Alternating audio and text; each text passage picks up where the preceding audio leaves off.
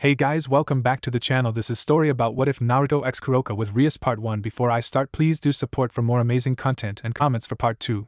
Do consider to subscribe my channel and share my video to your friends and check out the description as well. Let's start the video. Naruto blinked his eyes rapidly as his sense of hearing slowly came back to him. A stray Bijudama had shattered his eardrum when it impacted near him. To a voice called out to Naruto, but he couldn't make out what was said. The words had been muffled by the ringing in his ear. Naruto shook his head to try to get rid of the noise and looked to the person who was trying to catch his attention. A hand reached down and pulled him up by the arm before he could get a good look at him. "We down time," the voice sounded urgent. Naruto finally got a good look at the man and recognized the familiar shock of vibrant yellow hair. "Two-chan?" he mumbled in confusion. Finally the annoying ringing in his ear subsided, and he was assaulted by the sounds of war once again. He could clearly hear his father's next words. "Naruto! We have to hurry. There's not much time left," Minato said in a hurried tone. Without waiting for a response from his son, he teleported them both to the edge of the battlefield using his Hiraishin. Standing in wait were the Shodame and Sandame Hokage, Senju Hashirama and Sarutobi Hiruzen respectively. Immediately after they arrived, the Nidame, Senju Tobirama, appeared in a similar flash of light with Sasuke in tow. Seeing as the Hokages were mere reanimations, they were almost completely unscathed, save for Minato's missing arm. However, both Naruto and Sasuke were battered beyond belief. "Saru, any news?" Tobirama looked at Sarutobi. Whether intentional or not, Sarutobi straightened just a little bit. "As you could probably see, it seems that Madara is preoccupied rounding up the released Bijou." Hiruzen gestured behind him where in the far distance Madara could be seen doing battle with a few of the Bijou. Tobirama nodded. He exchanged glances with Minato. "Then it is time we put that technique into play." Hashirama frowned. He turned to Naruto and Sasuke and bowed lowly. "I deeply apologize, you two. You have seen so much death today. All of your peers." Sasuke scowled. "Enough theatrics, what technique are they talking about?" He cut the bowing man off mid-sentence. Naruto, having finally regained his bearings, frowned and crossed his arms. "Yeah, what the hell's going on here?" He made a head gesture behind him. "Can't you tell we got a madman we gotta stop?" He pushed the thoughts of his fallen friends from his mind. He couldn't use guilt and sorrow to fight. He had more important things to do right now than brood. Hashirama stood straight and looked to Minato. "Yondaime?" Minato sighed deeply. "It's a forbidden technique. Tobirama Dano had begun working on it before his death, and I did a little bit of research about it while I was Hokage." Tobirama's expression hardened. He bent low and picked up a stray branch. Enough beating around the bush. He began to draw a complex formula onto the ground. "Tell them already." Hashirama breathed deeply. "Put simply, we can't stop Madara." Naruto's eyes widened. "What do you mean we can't dash? Perhaps if this had happened while you were adults it could have been stopped, but the simple matter is we're not strong enough," Hashirama admitted. "I wasn't expecting him to awaken the Rinnegan, nor could I have predicted the combined powers of both eyes to be so powerful." Tobirama continued to draw the formula, but he grunted in agreement nonetheless.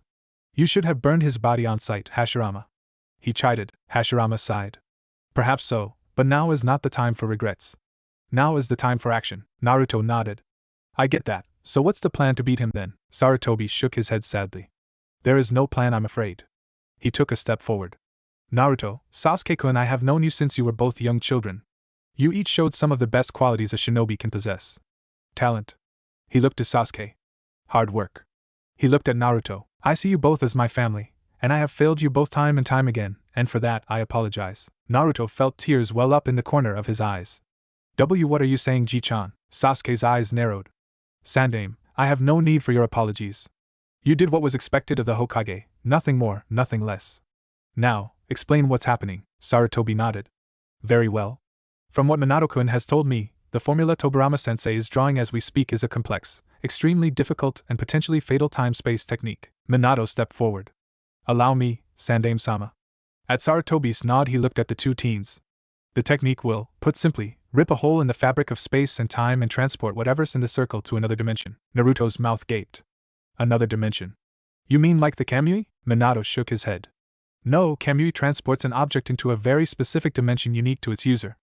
Tobirama Dano's research implies that there are an infinite number of dimensions. This technique simply chooses the closest dimension to our own, going by the dimensional rift theory postulated by Tobirama Dano and myself." "What does that mean for us though?"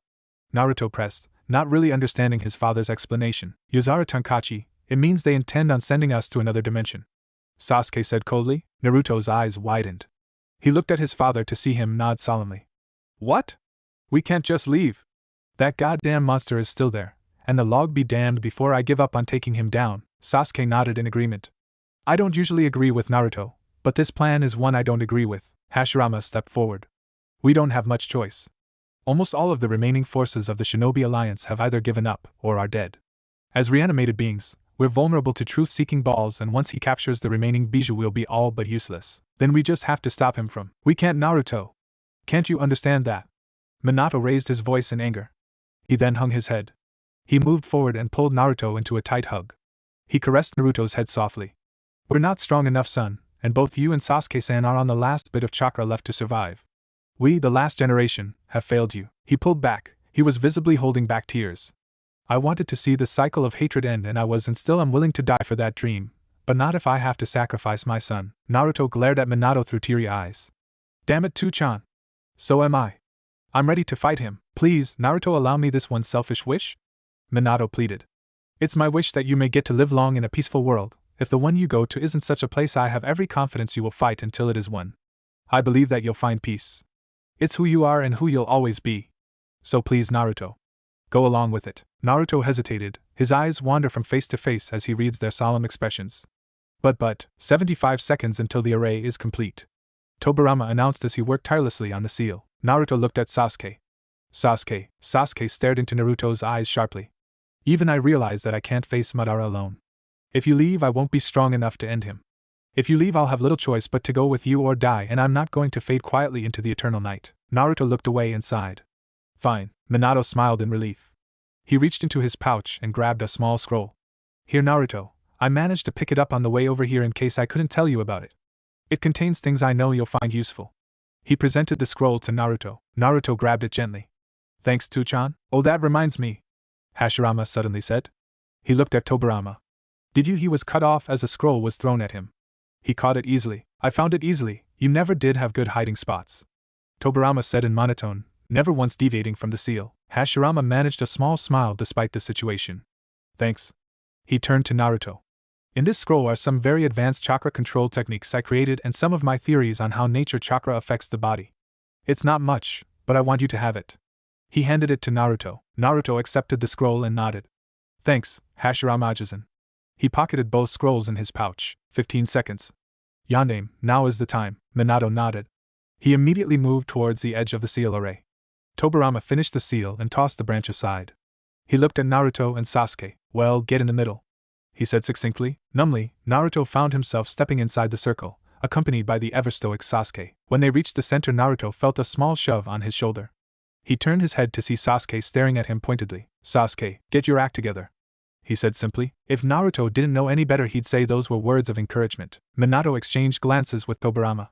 We're beginning now. Naruto looked at his father. Two-chan, how are you going to use hand seals when you only one arm? I'll guide the chakra to make sure everything proceeds smoothly. Tobirama-dano will cast the seals.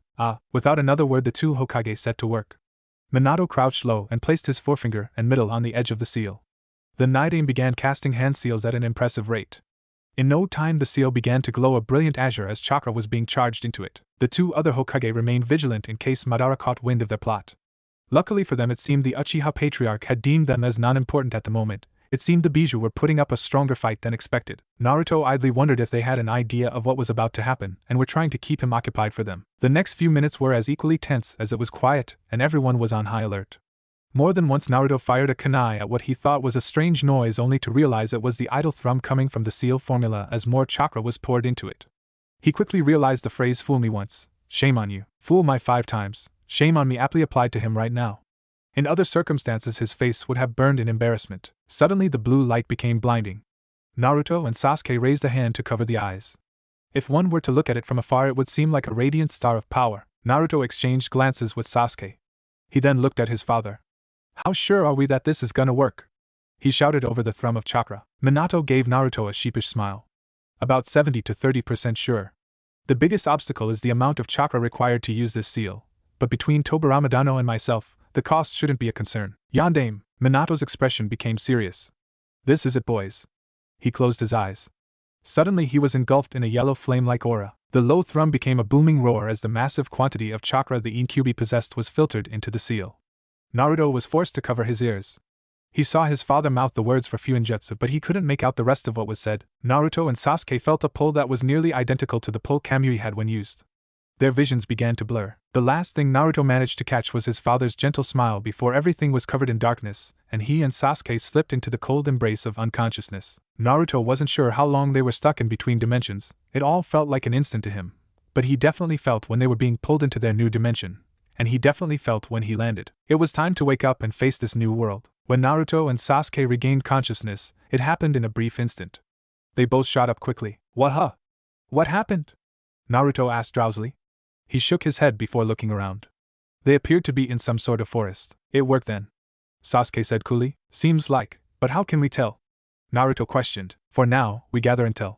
Just to be safe, we should transform into other people, Sasuke responded. Naruto nodded and the two performed a simple henge technique. Naruto transformed into young girl around 10 in a dress. Her short black hair hung loosely.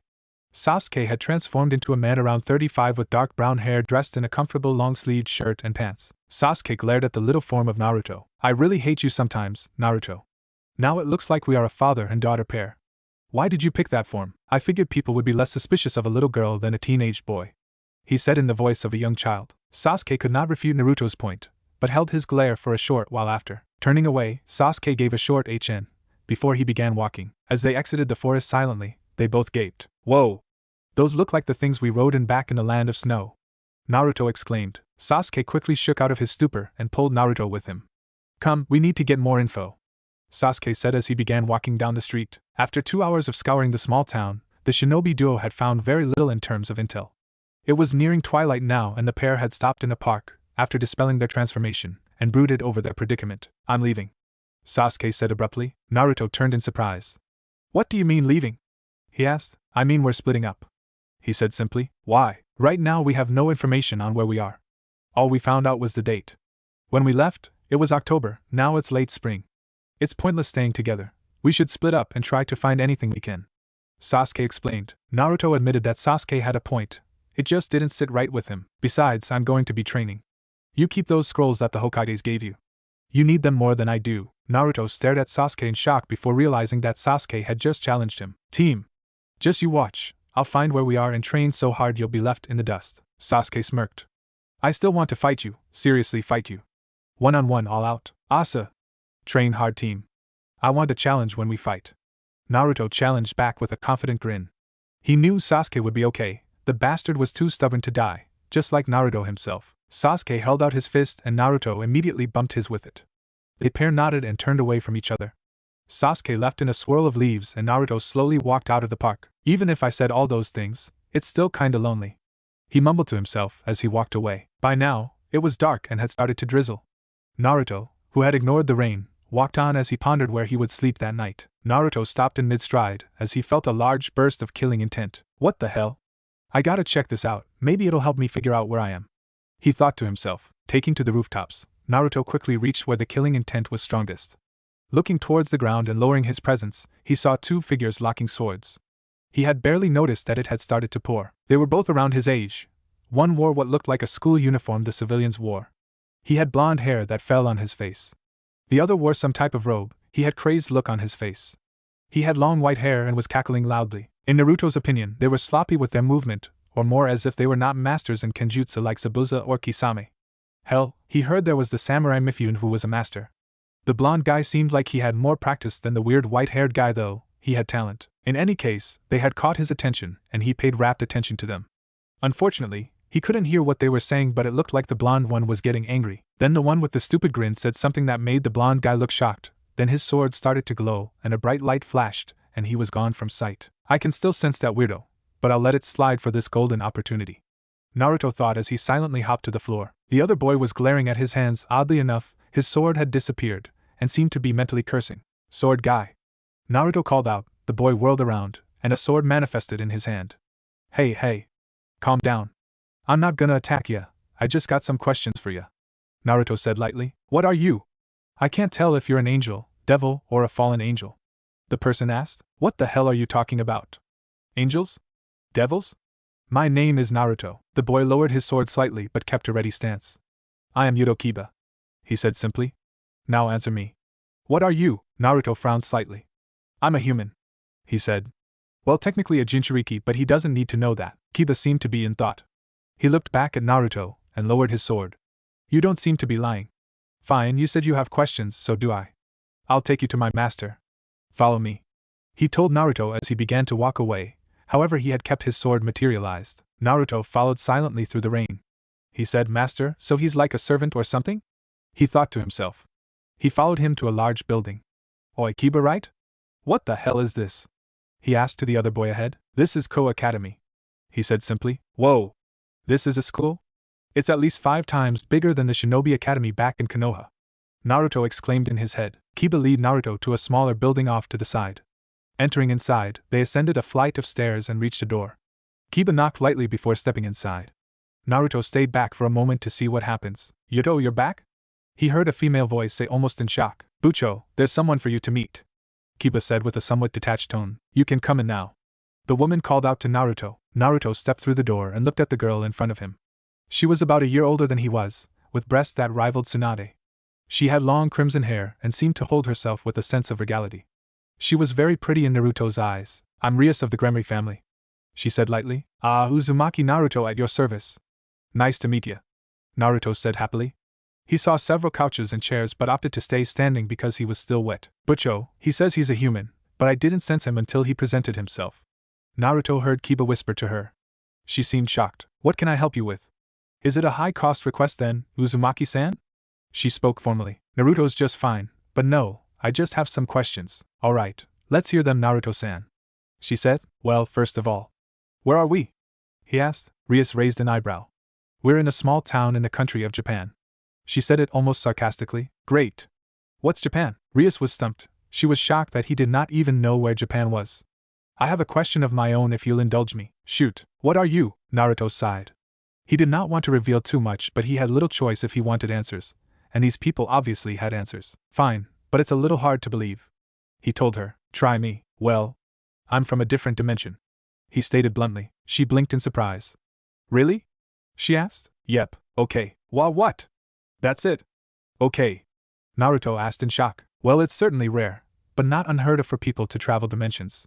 She spoke calmly. Now it was Naruto's turn to be surprised. Well, that clears some confusion up for me, she said as she sighed and crossed her arms under her massive bust. You're in the human world, on planet Earth, in the small country called Japan, she stated. Alright, that works for now, Naruto mumbled, filing that precious information away for later. Now what the hell are angels and devils? Instead of answering him, black bat-like wings grew from her back, as well as Kiba's back. Whoa! What the hell is that? He shouted. We are devils. I guess we could also go by demons in some circles, she explained. Demons, I see, even this world has demons, Naruto said softly. There were demons in your dimension? She asked. Yeah, but they're called Bijou by us. They were huge and had monstrous power. There were 9 of them. Each had a set number of tails, with the highest being 9. Naruto said in a tone of reverie. You sound as if you knew them personally. Kiba finally interjected. You could say that. I'm what we call a Jinchuriki, power of human sacrifice. Why? Rias asked, curiosity etched on her face. Naruto lifted his shirt and channeled a bit of chakra. His seal appeared, looking almost like a tattoo. This is the seal to keep the Kyuubi no Kitsune sealed inside me. We used to hate each other, but we made up and now we're precious comrades. He seems to be sleeping now, so it's almost like a sacred gear. Rias mumbled. Sacred what now? I'll tell you later. I have a feeling we will be seeing a lot of each other. However, back to angels and devils, she said. Right. Now what are angels? Naruto asked, pulling down his shirt. Do you know of God from the Bible? Rias questioned. Not a clue. Is he like the Holy Log, or the Shinigami? Naruto responded. Holy Log? Rias and Kiba asked in shock. I'll tell you later. Well, I guess you could call him Almighty Creator. Oh, you mean like Kami-sama? Yes. That makes things easier. Well, angels are his messengers, and his warriors. They usually have white feathery wings growing out of their back. The more powerful seraphs have golden wings. I see, are they bad? Naruto asked. Well, it depends on who you ask. They are the natural enemies to us devils, but like humans, their personalities vary, but most of them believe in divine righteousness. All races have their share of good and bad. I see, is there peace? Naruto asked, his face serious for the first time since he entered the room. Rias looked taken aback at the sudden question. It's not so much as peace as it is a ceasefire. Between us devils, the angels and fallen angels. Naruto sighed and relaxed his face. Fallen angels, what are they? They are angels who have betrayed God. They gave in to desire and fell from heaven where God and his angels live, she explained. Ah, I see. Is that all, Naruto-san? Rias asked. Naruto looked embarrassed and scratched the back of his neck. Well, I was transported to this world a couple of hours ago, So I was wondering if you knew a place where I could stay. Rias giggled, all pretenses of seriousness gone. Naruto thought that she looked more natural that way. Yuto, will it be a bother for him to stay with you? Rias asked Kiba. Kiba looked more relaxed but still had an air of intensity about him. I don't mind. Are we done now, Bucho? Rias sighed. Yes, we are. She sounded a little hurt by his tone. I don't think this Kiba guy acts like a dick usually. Something must have happened. Maybe it has something to do with that freaky guy earlier. Naruto pondered to himself. Can you bring Naruto-san here tomorrow before school? I'd like him to meet everyone else. Plus we have more to discuss. Rias asked of Kiba. He nodded silently. She turned towards Naruto and smiled. Well then, I will see you tomorrow and introduce you to everyone. Got it, boss lady? Naruto grinned. Be boss lady? Rias stammered. Ja-ne. Come on, Kiba, let's go. Naruto said loudly. Kiba sighed before stepping out the door. As Kiba led Naruto to his apartment, he was quiet. It stopped raining sometime while they were talking inside. Say, Kiba. Are you okay with me staying with you? I mean, I could find someplace else. Kiba sighed before stopping and turning towards Naruto. I apologize if I came off as rude. I have a lot on my mind and I need time to think. I don't mind you staying at my apartment. He sounded calmer and less agitated. Kiba smiled lightly. He stuck his hand out and introduced himself. Sorry for being rude earlier. I'm Yuto Kiba, 17 and second year in high school. Without missing a beat, Naruto shook his hand. Uzumaki Naruto, 17 and genin rank shinobi. He responded lightly. He let go and started laughing. Ah, that's better. Say, Kiba. Know any good places to eat? I'm starving, Kiba chuckled. Well, everything's closed now, but I'll make something when we get to my home. He promised. Asa. Lead the way. Kiba nodded and started the trek to his home once again. He somehow felt like he could get along with his fellow blonde. He certainly was interesting company. However, Kiba made sure to file away the fact that Naruto claimed to be a shinobi. Naruto woke up early that morning. Since he had no pajamas, he had slept in his boxers. Sitting up on the bed in the guest room of Kiba's apartment, he surveyed the room. It was mostly Spartan in design. It had a bed, a dresser, and a desk with a light. Sitting in a meditative position, Naruto started to gather nature chakra. Within a minute, he had entered Sannin mode as red-orange eyeshadow-type pigmentation appeared on his eyelids. Nothing wakes you up better than Sannin mode in the morning, Naruto said quietly.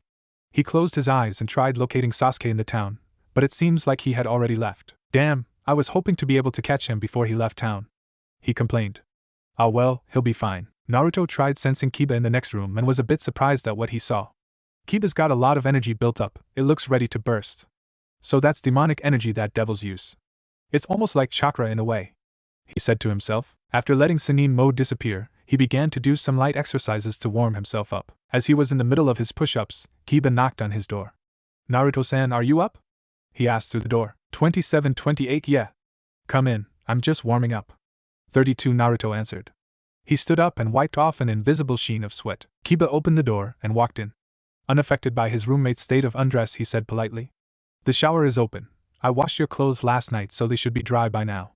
If you put your dirty clothes in the washer, I'll make sure they're washed by the time you get out. Naruto flushed in embarrassment. Sorry for all the trouble. I'll make sure to pay you back when I can. Kiba smiled in that polite way of his. He nodded and left the room. 45 minutes later finds a freshly washed Naruto and Kiba walking towards Kuoh Academy. The first traces of dawn breaching over the horizon. So this group Rias wants me to meet, who are they? Naruto asked as he walked down the road. Officially we are a school club called the Occult Research Club, but it's a cover for Bucho and her peerage. The other members are who you are going to meet. We are all devils, Kiba explained. Peerage? What's that? I think it's better if Bucho explains it to you. She would be able to explain it better, Kiba answered. The rest of the trip was spent in a comfortable silence. Soon enough, they reached the Occult Research building and entered. Kiba knocked politely before entering. Shrugging behind him, Naruto entered as well. This is the boy you were talking about, Bucho? Said a girl around Rias' age. She had long black hair tied into a high ponytail, and dark eyes with long lashes. Naruto thought she had an Wanisama type of look going for her. He blushed as he realized that her breasts were a little bigger than Rias. He certainly is pleasing to the eyes. Yes, Akino, this boy traveled from a different dimension, Rias said to her friend. She turned towards Naruto and spoke. This is my Fukubucho and my queen, peace, Himejima Akino. Nice to meet ya, Akino-chan. Naruto greeted happily. I'm Uzumaki Naruto, you can call me Naruto. It's a pleasure to meet you, Naruto-kun.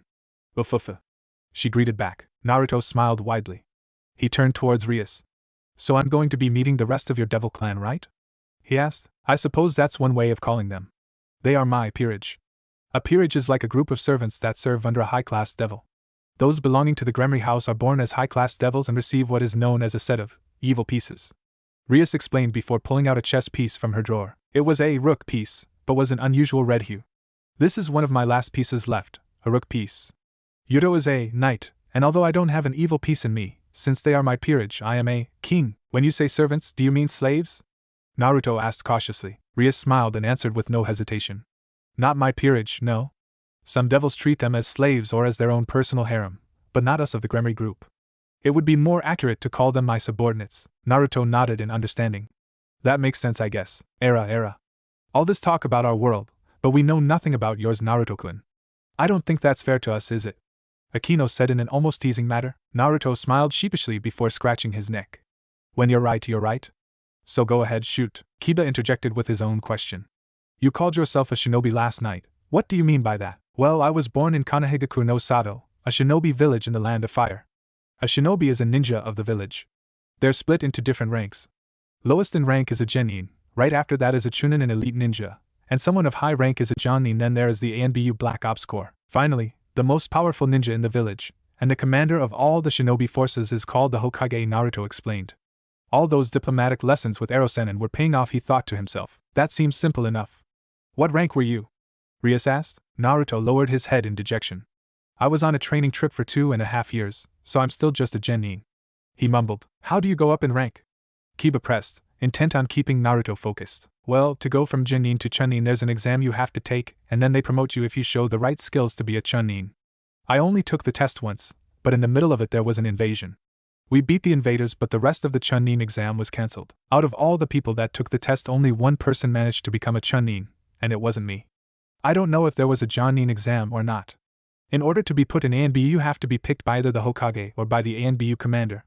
The new Hokage is selected by the current one, the advisors, and the fire daimyo. I see, it's not that different from going to a lower class devil to a higher class devil. Rias seemed to be in deep thought. So is anyone else coming? Naruto asked. There are 3 other members, but you won't be able to meet them until after school.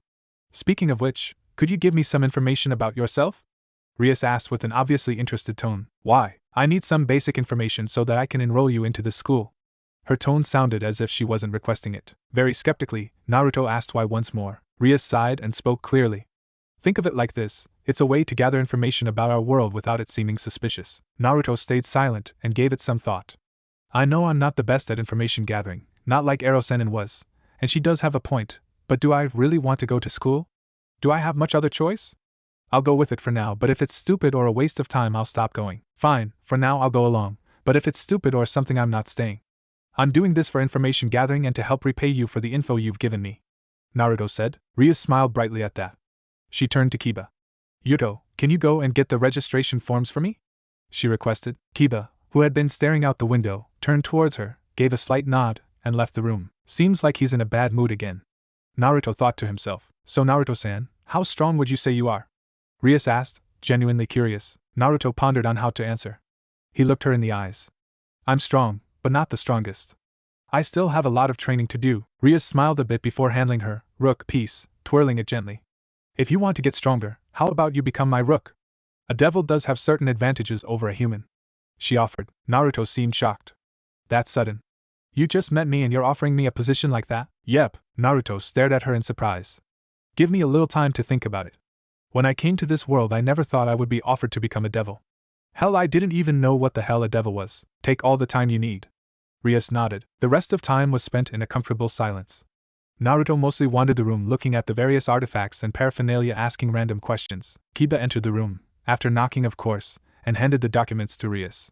He headed over to the window once again and stared into the distance. After handling all the documents and getting the information from Naruto, weight, height, age, etc., Rias had Akino deliver them to the office and looked at Naruto.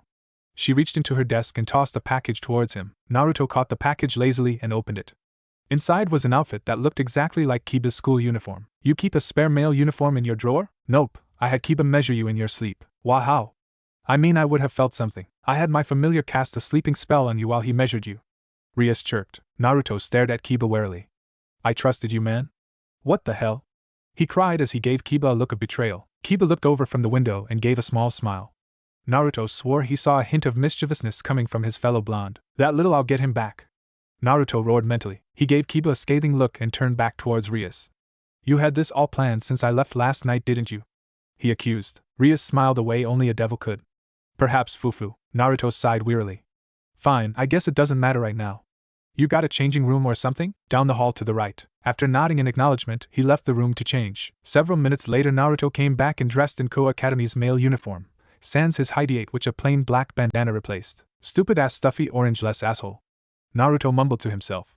He looked at Rias in the face and bluntly said, I don't like this uniform. Raising an eyebrow, she motioned for him to explain. It's stuffy, uncomfortable to move in, and this shirt absolutely sucks. Plus, there's no orange. And who the hell invented this dumbass jacket? It's the most restricting thing ever. He complained. Well, this school is somewhat flexible on how you wear your uniform, so if it helps you can leave your shirt unbuttoned and your blazer off. Kiba explained. Naruto all but tore off the blazer and ripped open the shirt, exposing his black undershirt. Much better. Now it's not stuffy. Still sucks though. Shaking her head at Naruto's antics, which, oddly enough, made her lower her guard around him, Rias let him vent out his irritation with the uniform. A knock sounded before Akino entered the room. Bucho, he's registered now. Ufufa, she said before laying the completed forms on Rias' desk. Second year Uzumaki Naruto, 176 centimeters, 66 kilograms. Born in Uzumi, Gunma in Kanto. Studied abroad in several countries briefly. Rias read aloud. More or less inconspicuous, nobody from that area attends Kuoh Academy. Gunma? Kanto? What are those? And what does abroad mean? Naruto questioned. Kanto is a region in Japan, Gunma is a prefecture. Abroad means in a different country. Oh. Naruto nodded as if he understood. I have no idea what the hell she's talking about. I'll just play along for now. Do you understand? Rias asked. Yeah, I got it. He replied without hesitation. If worse comes to worse, I'll just wing it. I managed to get you into Kiba's homeroom. He'll be able to help you get settled. At the mention of his name, Kiba turned and nodded at Naruto. Naruto smiled brightly at Kiba. Yosh! Let's get this damn day over with. Naruto exclaimed as he grabbed Kiba and began to drag him towards the door. Naruto looked over his shoulder and shouted towards Rias. Thanks for everything today. We'll see you later. Rias looked somewhat shocked. Era, that was an interesting way to leave. With him and Isekun, things look like they'll be getting louder now. Well, that is if he chooses to join us. Ufufa. Akino commented. I have a good feeling that he will, eventually. He had that look in his eyes that said he wanted, no, that he needed to get stronger. Something must have happened. Something bad, and something powerful. I just hope that whatever it was didn't follow him here. If it did, I fear only Oniai-sama and his peerage could stop it. Rias spoke seriously. After a moment of silence filled with a strange tension, Rias broke the silence and smiled towards Akino. I think it's time we get ready for homeroom, don't you? Ufufu, of course, Rias. Akino replied with a laugh. Kiba had managed to shake off Naruto's hand from his arm and was leading him towards his class. So what is homeroom? Naruto asked from behind Kiba. You'll see. Kiba responded coyly. Stupid pretty boys, always stuck with them. Naruto thought to himself. Soon enough Kiba and Naruto walked to a door labeled 2C. It seems that class is about to start. You wait here until the teacher calls for you. Got it. Kiba turned to walk in and Naruto missed his coy glance. Good luck, Naruto-san. Kiba walked into the classroom with a somewhat distant look. The girls in the class wondered why. For the past couple of days he had been distant, and they were getting worried. He sat at his desk near the window and stared out of it. He had also done that for the past couple days. Don't you think Kiba-sama looks so dreamy when he's distant? One girl asked in hushed tones. Definitely yes. He looks hot, but do you think he's alright? Another questioned. I don't know. The girls stopped their conversations as the teacher walked in. After the morning routine of greeting him, he cleared his throat and asked for everyone's attention. Everyone, it happened on short notice, but we have a new student transferring to this class. He started. Already hushed whispers filled the room. New student? Is it a girl or a boy? What do you think? Generally filled the conversations. Ahem. The teacher cleared his throat and the room quieted. They are from Gunma and they studied abroad in different countries, so life here must be very different. But still I want you to treat them with the kindness Kuoh Academy is known for. You can come in now. He finished and called outside. The room was silent as the door opened, and in walked a blonde, spiky-haired individual. He was tall, and had tan skin. He wore the school's uniform without the blazer and with the shirt open, exposing his tight black undershirt. His muscles coiled and uncoiled as he walked. He wore a black bandana that flowed behind as he walked. As he reached the podium and turned, all the girls swooned. His eyes were orbs of azure, almost crystalline in nature. His 6 whisker marks, 3 on each side, gave him a gentle but feral look. However, the best feature, according to the girls of the class, was his smile. It was radiant, confident, and practically lit the world for these girls. Yo! I'm Uzumaki Naruto. Nice to meet ya. He spoke with a rough tenor that lit the loins of the girls, and oddly enough, one of the boys on fire. Kaya! Naruto-sama! Half the class shouted. Naruto looked confused and a bit worried. He had seen this before, but where? The teacher had instructed him to take the seat at the far end of the class near the window. As he walked, he spotted Kiba sitting a couple of seats in front of his and called to him. Yo, Kiba. So this is where you sit, huh? He greeted. Kiba turned and gave a small nod. I don't know my way around the school, so you'll help, right? Again a nod from Kiba. Kaya. Can this be? BL boys love, yaoi? Kiba-sama, first that perv Issei dug his claws into you, now it's Naruto-sama? Several girls cried, most of them sported heavy blushes. Naruto eyed them weirdly before nodding at Kiba and moved towards his seat. Sitting down, he surveyed the class. It was a lot different from the Shinobi Academy. Instead of long desks shared by 3 people, it was individual desks. With his enhanced hearing, he could hear all the girls whispering about him, and he was embarrassed by what they had to say. He's so hot. Do you think he's single? Do you think he's got a big D? Kitomi, what? You're all thinking it. Naruto could barely believe these girls. They were talking about him, Uzumaki Naruto, as if he was another Uchiha Sasuke. He now realized where he had seen these strange creatures before. They were like Sasuke's fangirls, back when they were in the academy. This can't be happening. Oh boy, I saw the kind of things they tried with Sasuke. That bastard Kiba knew this. That's twice in one day he got one over on me. I underestimated him. I'll definitely get him back for this. He roared mentally. He spent the entirety of homeroom glaring pettily at Kiba's back. The end of homeroom couldn't come quick enough. As the bell rang, Naruto quickly grabbed Kiba and bolted. Getting to a secluded area, Naruto turned to Kiba. You're an asshole, you know that. You could have warned me about them. Kiba gave Naruto a look as if he was crazy. Naruto-san, I don't know what you're talking about. Naruto gave a withering glare. I'm watching you, he warned. Kiba seemed unperturbed by Naruto's hidden threat. Ahem. I should show you around the school then, he said evenly. Naruto dropped his glare and nodded with enthusiasm. Sure, I'd like to see the rest of this school, he agreed. The previous topic effectively dropped. The rest of the day passed by relatively quickly. Unfortunately for Naruto, he didn't have any packed lunch. However, thanks to his recently acquired fangirls, he managed to avoid starving. However, he may have led a few of them on a couple of times. Now he was heading to the old school building, which he had found out exactly what it was during Kiba's tour, along with Kiba to meet the rest of the Gremory group. As they approached the clubroom, Kiba stopped Naruto. There will be 3 members you haven't met. A brown-haired boy around our age, a blonde girl who's also our age, and a younger white-haired girl, he explained. Why are you telling me this? Naruto asked. I have things I need to do, so I won't be joining you. I figured I should at least tell you what our remaining members looked like, Kiba said. He turned his head after speaking and glared at nothing. He said something to himself that sounded something like Excalibur. Naruto looked worried for his new friend. You sure? Yeah, this is something I have to do myself. I see it's revenge, isn't it? Kiba looked at Naruto in mild shock. How could you tell? Naruto gave a hollow chuckle. I've seen that face on a close friend of mine before. He was obsessed with killing the man who murdered his clan, his brother. Did he get his revenge? Kiba asked, eager to know if his mission was possible, even though the circumstances were different. He did, but he betrayed his friends and comrades to get the power to do it. He tried to kill me too, even after admitting I was, truly, his best friend. He went to a madman who was only interested in using him. Kiba's expression grew strained. I won't stop you from your revenge, I have no right. However, I wish you wouldn't throw away your bonds so easily. Kiba hesitated. You've given me something to think about, but I will not give up this mission of mine. Thank you for telling me this. Go and meet everyone else, Kiba said before using his night speed and dashed away. Naruto looked at Kiba sadly as he dashed away. Deciding to put it off for now, he turned towards the room and entered. As he entered, he saw the white-haired girl on one of the sofas eating what looked to be snacks, but he couldn't see her face. Rias was at her desk, Akino standing off to the side as usual. Opposite the white-haired girl were 2 people. One of them was a boy his age with brown eyes and brown hair that seemed to resemble Sasuke's hair, only bigger and less like a chicken's ass. The other was a girl with long light blonde hair and light green eyes. Ah, Naruto-san. Glad you made it. Where's Yuto? Rias greeted. Kiba? He said he had things to take care of.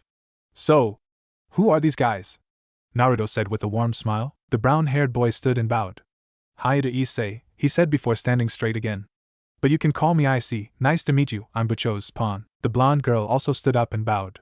I'm Asia Argento, you can call me Asia. Bucho-san made me her bishop. The white-haired girl turned but didn't stand. She had golden-colored eyes and a blank expression. Her hair had a small black cat-themed hairpin. Tuja Kaneko, Rook, she said softly. Deciding to make a grand introduction similar to Jiraiya, Naruto struck a kabuki pose. I am the man known from the far east to the far west. Men revere me and women love me. I am the man who has trained at MT Mayaboku and survived. I am the Gamma Sennin Uzumaki Naruto. At your service, he announced with enthusiasm. The rest of the group was stunned, before Akino smiled. Era, such a boisterous introduction, are you sure you're a sage? Ufufa. Akino teased. Hey, I trained hard to be a sage. Naruto argued back, dropping his pose. Suddenly he began crying crocodile tears. All those nights eating bugs and that damn stick. It was truly hell. Sennin, do you use senjutsu? Kaneko asked suddenly, her interest piqued. Naruto stared at her in shock for a second. You know about senjutsu? Kaneko nodded.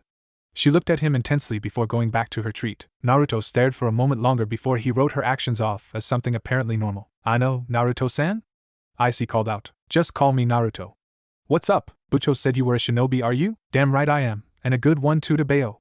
Naruto replied happily. Do you think you can show us a ninja technique? Icy asked excitedly. His eyes had a glimmer in them. Era, I think that's a good idea. Akino joined. Yes, I think so too. Rias inputted. Nin. Kaneko said quietly. Naruto rubbed the back of his neck sheepishly. I guess something simple wouldn't hurt, he said. He put his hands together in a familiar cross-hand seal. Kage Bunshin no Jutsu. He shouted, and immediately 10 copies of himself appeared around Icy, Asia, and Kaneko. Whoa! Naruto, this is awesome. Are they real? Icy asked. One of the Naruto clones clapped him on the shoulder. Damn right we are. That's so useful, Naruto-san. Asia told him. It's more useful than pervy Icy-senpai. Kaneko commented somewhat coldly to Icy. I'm sorry for being such a pervert, Kaneko-sama. Icy cried crocodile tears. Haha. You're funny, Icy, I like you. Naruto laughed. Thank you for your kindness, Naruto-sama. Icy continued to cry, only in gratitude this time. Rias looked at the clone nearest her and touched it, confirming that they were solid. Is that all you can do, Naruto-san? She asked. Naruto dispelled his clones and spoke. Can you drop the honorific Rias-chan? It sounds weird coming from you, but no, I can do a lot more than that. He missed the look of shock from Icy. Fufu, alright Naruto. Have you considered my offer? Naruto looked Rias in the eyes before sighing. For now, I'm gonna have to say no. I mean, I just got here and all. I want to get settled in before making a huge decision. So that's my answer. Rias nodded, albeit somewhat sadly. I understand, the offer is always open, she said with a smile. Thanks. You don't mind if I stick around your group for a while though, right? He asked. Of course not, but I would like it if you could help out around here. Seems fair, sure. I'll do what I can. Good to hear. Rias said ecstatically. I need to loosen up. Anybody up for a spar? Naruto asked as he began stretching his arms. No one responded for a moment, before Kaneko and Akino stepped forward. I will fight, Naruto-senpai. Era, this seems like fun. Ufufa. Rias sighed before checking the time. Deciding that enough time had passed since the end of school, she gave the go-ahead. After moving to the courtyard, and switching back into his jumpsuit and high 8, Naruto stood opposite of Kaneko and Akino. Alright, come at me with all you got. He goaded. As long as you don't seriously hurt each other, everything is fair game. Begin whenever you're ready, Rias said. A moment of stillness covered the battlefield. Some unseen signal flared and Kaneko rushed Naruto, intent on punching him. She raised her fist and swung with plenty of force. An explosion of dust and dirt covered the field. She had felt her hand connect and felt confident she had hit him. As the dust settled, she widened her eyes. Naruto had stopped her fist with one hand with what seemed like no effort. He looked at her and smiled. Come on, Nico-chan. I said everything you got. He teased before tossing her away and dodging a bolt of lightning. That's interesting. A lightning user. Sorry to say, Akino-chan, but I have the advantage, Naruto told her before casting some hand seals. Futon, Repusho. He shouted and shot a blast of pressurized wind at her. Akino, not expecting such an attack, only barely dodged. She righted herself and spoke lightly. Era, seems like I underestimated you. Ufufa. It won't happen again, she said before she conjured more lightning and cast it towards Naruto. It appears that her Sado type has come out. Naruto backflipped before he turned and blocked Kaneko's strike. I fight multiple opponents all the time. It'll take more than that to get me by surprise, he said. He leaped back and performed his signature hand seal. Kage Bunshin no Jutsu. He made a single clone and had it engage Akino while he had some one-on-one time with Rias. Rook, come on Kaneko-chan, when you punch you have to put all your weight behind it while not leaving any opening, he told her as if he was training her. Kaneko didn't answer but seemed to shift her stance a little before she launched at him. Following his advice and putting her full weight behind her punch, she struck out. For the first time since they began, Naruto was forced to dodge her punch. As she soared by him, she struck the ground and created a large crater. Now that is a punch. You still left yourself wide open, but damn, if that had hit me I'd definitely have a couple of broken bones, he complimented. Kaneko gave a small unnoticeable blush at his praise. Thank you, Naruto-senpai. After all this we'll start training. How's that sound? I'll turn you into a kick-ass rook, he offered. Kaneko looked at him strangely before nodding. Thank you, Naruto-senpai, she said before charging him once more. At the same time, Naruto's clone was facing off against Akino. Am I being underestimated? Akino asked. The clone shook his head. Not at all. Boss is just trying to teach Nico-chan some things. He's seen what she's capable of, now he's trying out her potential. Besides, I may be a clone, but I was made tougher than other clones, he told her. Ufufu, then let's get started, she said as she launched a bolt of lightning towards Naruto. Naruto sidestepped and began to cast hand seals. Futon de Tapa, he shouted as he gathered wind chakra in his throat and let it roar. Caught off guard by the strong wind current, Akino was launched in the air. Her skirt flapped wildly, revealing her lacy black underwear. Naruto blushed but refused to take his eyes off her now flying form. Taking a kunai and running a sliver of wind chakra into it, he tossed it at her. Dodging it just barely, Akino was surprised when a large portion of her uniform was torn. Looking at her uniform, she took her eyes off Naruto's clone. That split second of inattentiveness cost her. From seemingly out of nowhere, a punch struck her side, sending her tumbling back towards the ground at high speeds. Crashing on the ground, she immediately stood back up. Her uniform had been ripped in several places now, revealing a lacy black bra to match. Ufufu, we've only met today and you're already stripping me, Naruto-kun.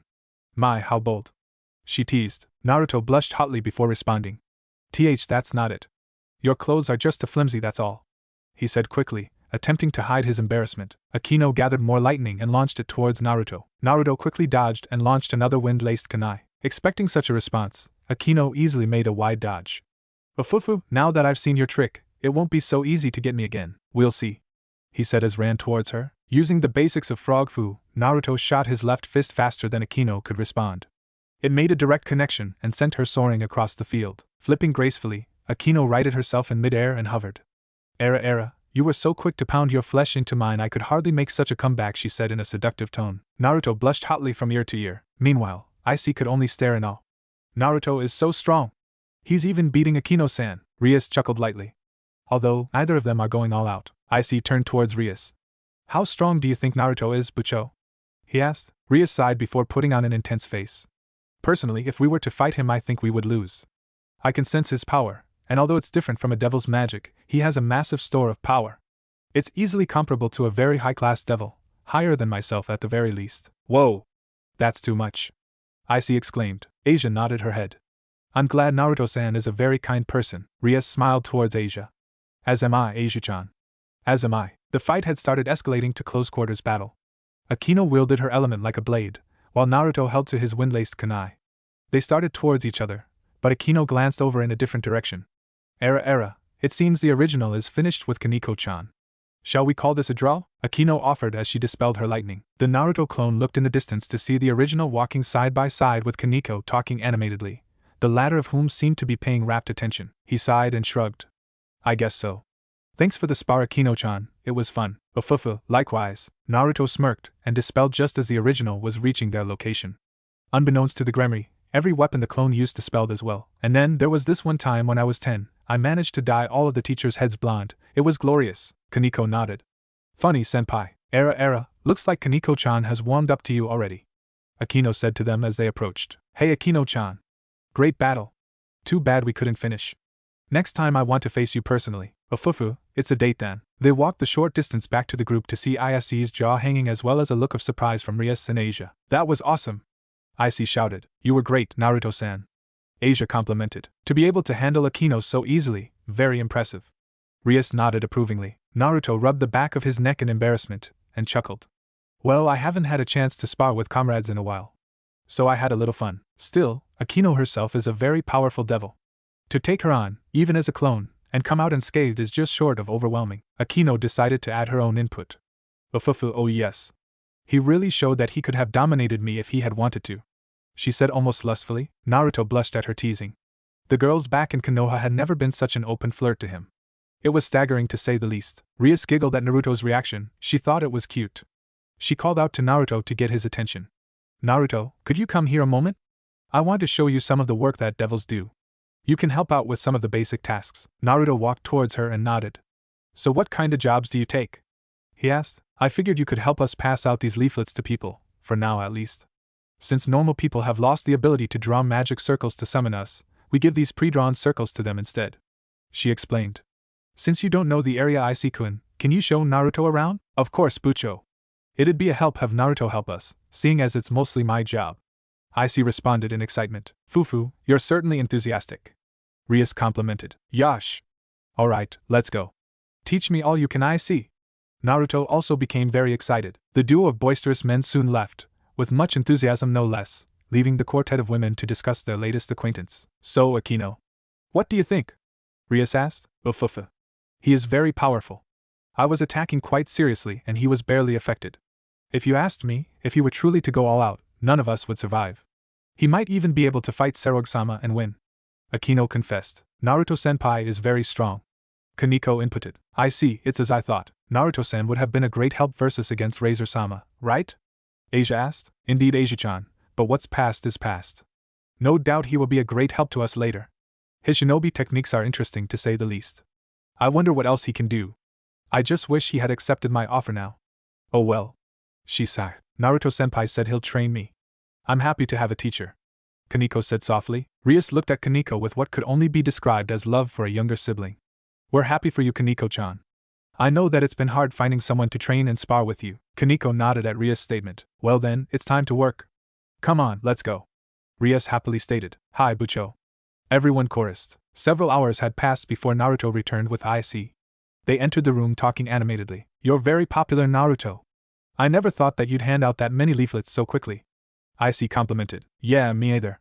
Strange how most of them were women though. Naruto, I think they might have liked you, I guess, but why were they blushing? They liked you. Haven't you ever had a girlfriend? Not really. When I was a kid most of the girls didn't like me. Really? But you're a handsome boy. Like Kiba, are you hitting on me, IC? I don't swing that way. Besides, Kiba's more of a pretty boy if you asked me. What? Of course not. It's true though. I've already heard rumors about you from the girls in my class. They're already calling you and Kiba the blonde gentleman. Blonde gentleman? That's lame. Naruto exclaimed, suddenly affronted. Neither had noticed the amused looks of both Akino and Rias. Ahem, I take it the job went well? Rias asked. Sorry, hehe. Yeah, they seemed very excited to get a handout from me. Guess they'll be disappointed when I don't show up then. Fufu, seems like. Anyways, I have something to discuss with you. Shoot, do you any money? She asked the obvious. Ah, that's kinda obvious. I have no money from this world, I already checked. Which means you have no means of supporting yourself, correct? Well, I have some ideas on how to make some money. I just have to make sure I've got what I need, but for now, nope. Naruto told her before rubbing his neck. Since you're not a devil, you cannot receive payments such as we do, so I've decided to compensate you for your time. Rias said as she tossed an envelope at him. Inside was 30,000 yen and a key. That key opens an apartment a couple of blocks from Ayase-kun's home. The first month has been paid and that money is for food. The monthly rent, however, is up to you to make up. Naruto stared at the package in wonder. This girl is a really nice person. I have to make sure to pay her back. He thought to himself. As Rias was about to continue speaking, a small raven appeared from the window. A stray devil has appeared in Rias Gremory's territory. I ask that you please eliminate it. A male voice escaped from the small bird. Rias blinked, before standing and moving quickly towards Akino. Located Akino, quickly. Akino looked serious and nodded. Hi, Bucho. Naruto turned to Icy and asked a question. What's a stray devil? Icy looked surprised that Naruto asked him but responded quickly. They're devils that have abandoned their master, or killed them. So we hunt them before they cause trouble for humans. Naruto nodded in understanding. I see, so they're almost like missing Nin, he mumbled to himself. Icy eyed him weirdly but Naruto waved him off. Later, he said simply. Rias turned towards Naruto. Since Yuto is absent, I ask that you join us and provide backup. She asked seriously. Naruto nodded quickly. Sure, I would have gone anyways. I want to learn all about this world. Rias smiled and thanked him. Kaneko, who had been back in her previous position eating snacks once again, turned towards Naruto and offered him some. Naruto smiled and accepted the offer. Thanks, Nico-chan, he said as he rubbed her head. Kaneko seemed to relax into his hand. I've located it, Bucho. Akino announced. Great. Everyone, let's move out. Standing outside an abandoned warehouse, the second time for the Gremory group, the team stood. This is where it is. Akino confirmed. Naruto tapped into Kurama's chakra, just barely enough to feel emotions. Luckily, he was behind the group of devils. Holy fuck. That's some seriously fucked up thing in there. He thought to himself, the intense negative emotion causing him to curse in surprise. Bucho. Icy called out. Right, I approve. Rias responded. Yash. Promotion, Queen, Icy called and he seemed to glow for a brief instant. Naruto made a mental note to ask later. Making a cross seal, he summoned a clone. Nodding at the original, the clone dashed into some nearby trees. Turning towards the group, he smiled sheepishly. Just in case. Well, let's go in, Rias told them as she walked inside the building. The rest soon followed. Several minutes later found the group inside a large spacious room. Gah! This smell is blood, Naruto said in disgust. I hear something. My next meal? Smells ripe. Perfect for crunching. Gihihai. A deep voice boomed. Naruto tensed and slid into a battle stance. Shit. It's big and close by, he cursed. The beast that came out from behind the wall was mortifying. It was abnormally large. A broad torso accompanied by a pair of strong legs. Large scales covered most of its body. When Naruto looked closely, a long tail as thick as a tree trunk swayed behind it. Looking up, the group stared in disgust at the ogre-like face. Naruto looked it in the eye and smirked. You are one ugly motherfucker dash. It reacted quickly. It threw a rock, boulder, near its feet using the massive tail behind it. Naruto reacted even quicker. Summoning a clone wordlessly, he instantly made a Rasengan and smashed it into the boulder, grinding it into pieces. I am Gungar, he shouted, and you are my prey, Akino, Rias shouted. Hi. Lightning flared from her hand menacingly. Era, I can't take you too lightly now, but let's try to get along, Ufufu. She stuck out her hand and fired a large bolt of electricity towards Gungar. Rias smirked as she saw Akino's attack appear to hit. Speaking to Naruto, she told him, Akino is known as the priestess of thunder within the devil community. Pitiful. That barely stung. Gihihai. You're pathetic. Gungar laughed as the electricity bounced off his scales. Akino-san, we have to get past the scales. Icy shouted. No shit. Come on, Kaneko-chan, let's skin this guy. Kaneko nodded at Naruto before tightening her gloves. Follow my lead. That good for you, Rias? Naruto asked. Rias nodded. Go for it, Roger. Distract him. I'll try and get through his scales. Hi. Kaneko launched herself, fist poised, and smashed into Gungar's chest. Gungar slid back several feet. Oh, that tickled. You're not the only rook. Gihihai, he said as he knocked Kaneko backwards, unaware of Naruto charging towards his backside. Watch your back, asshole.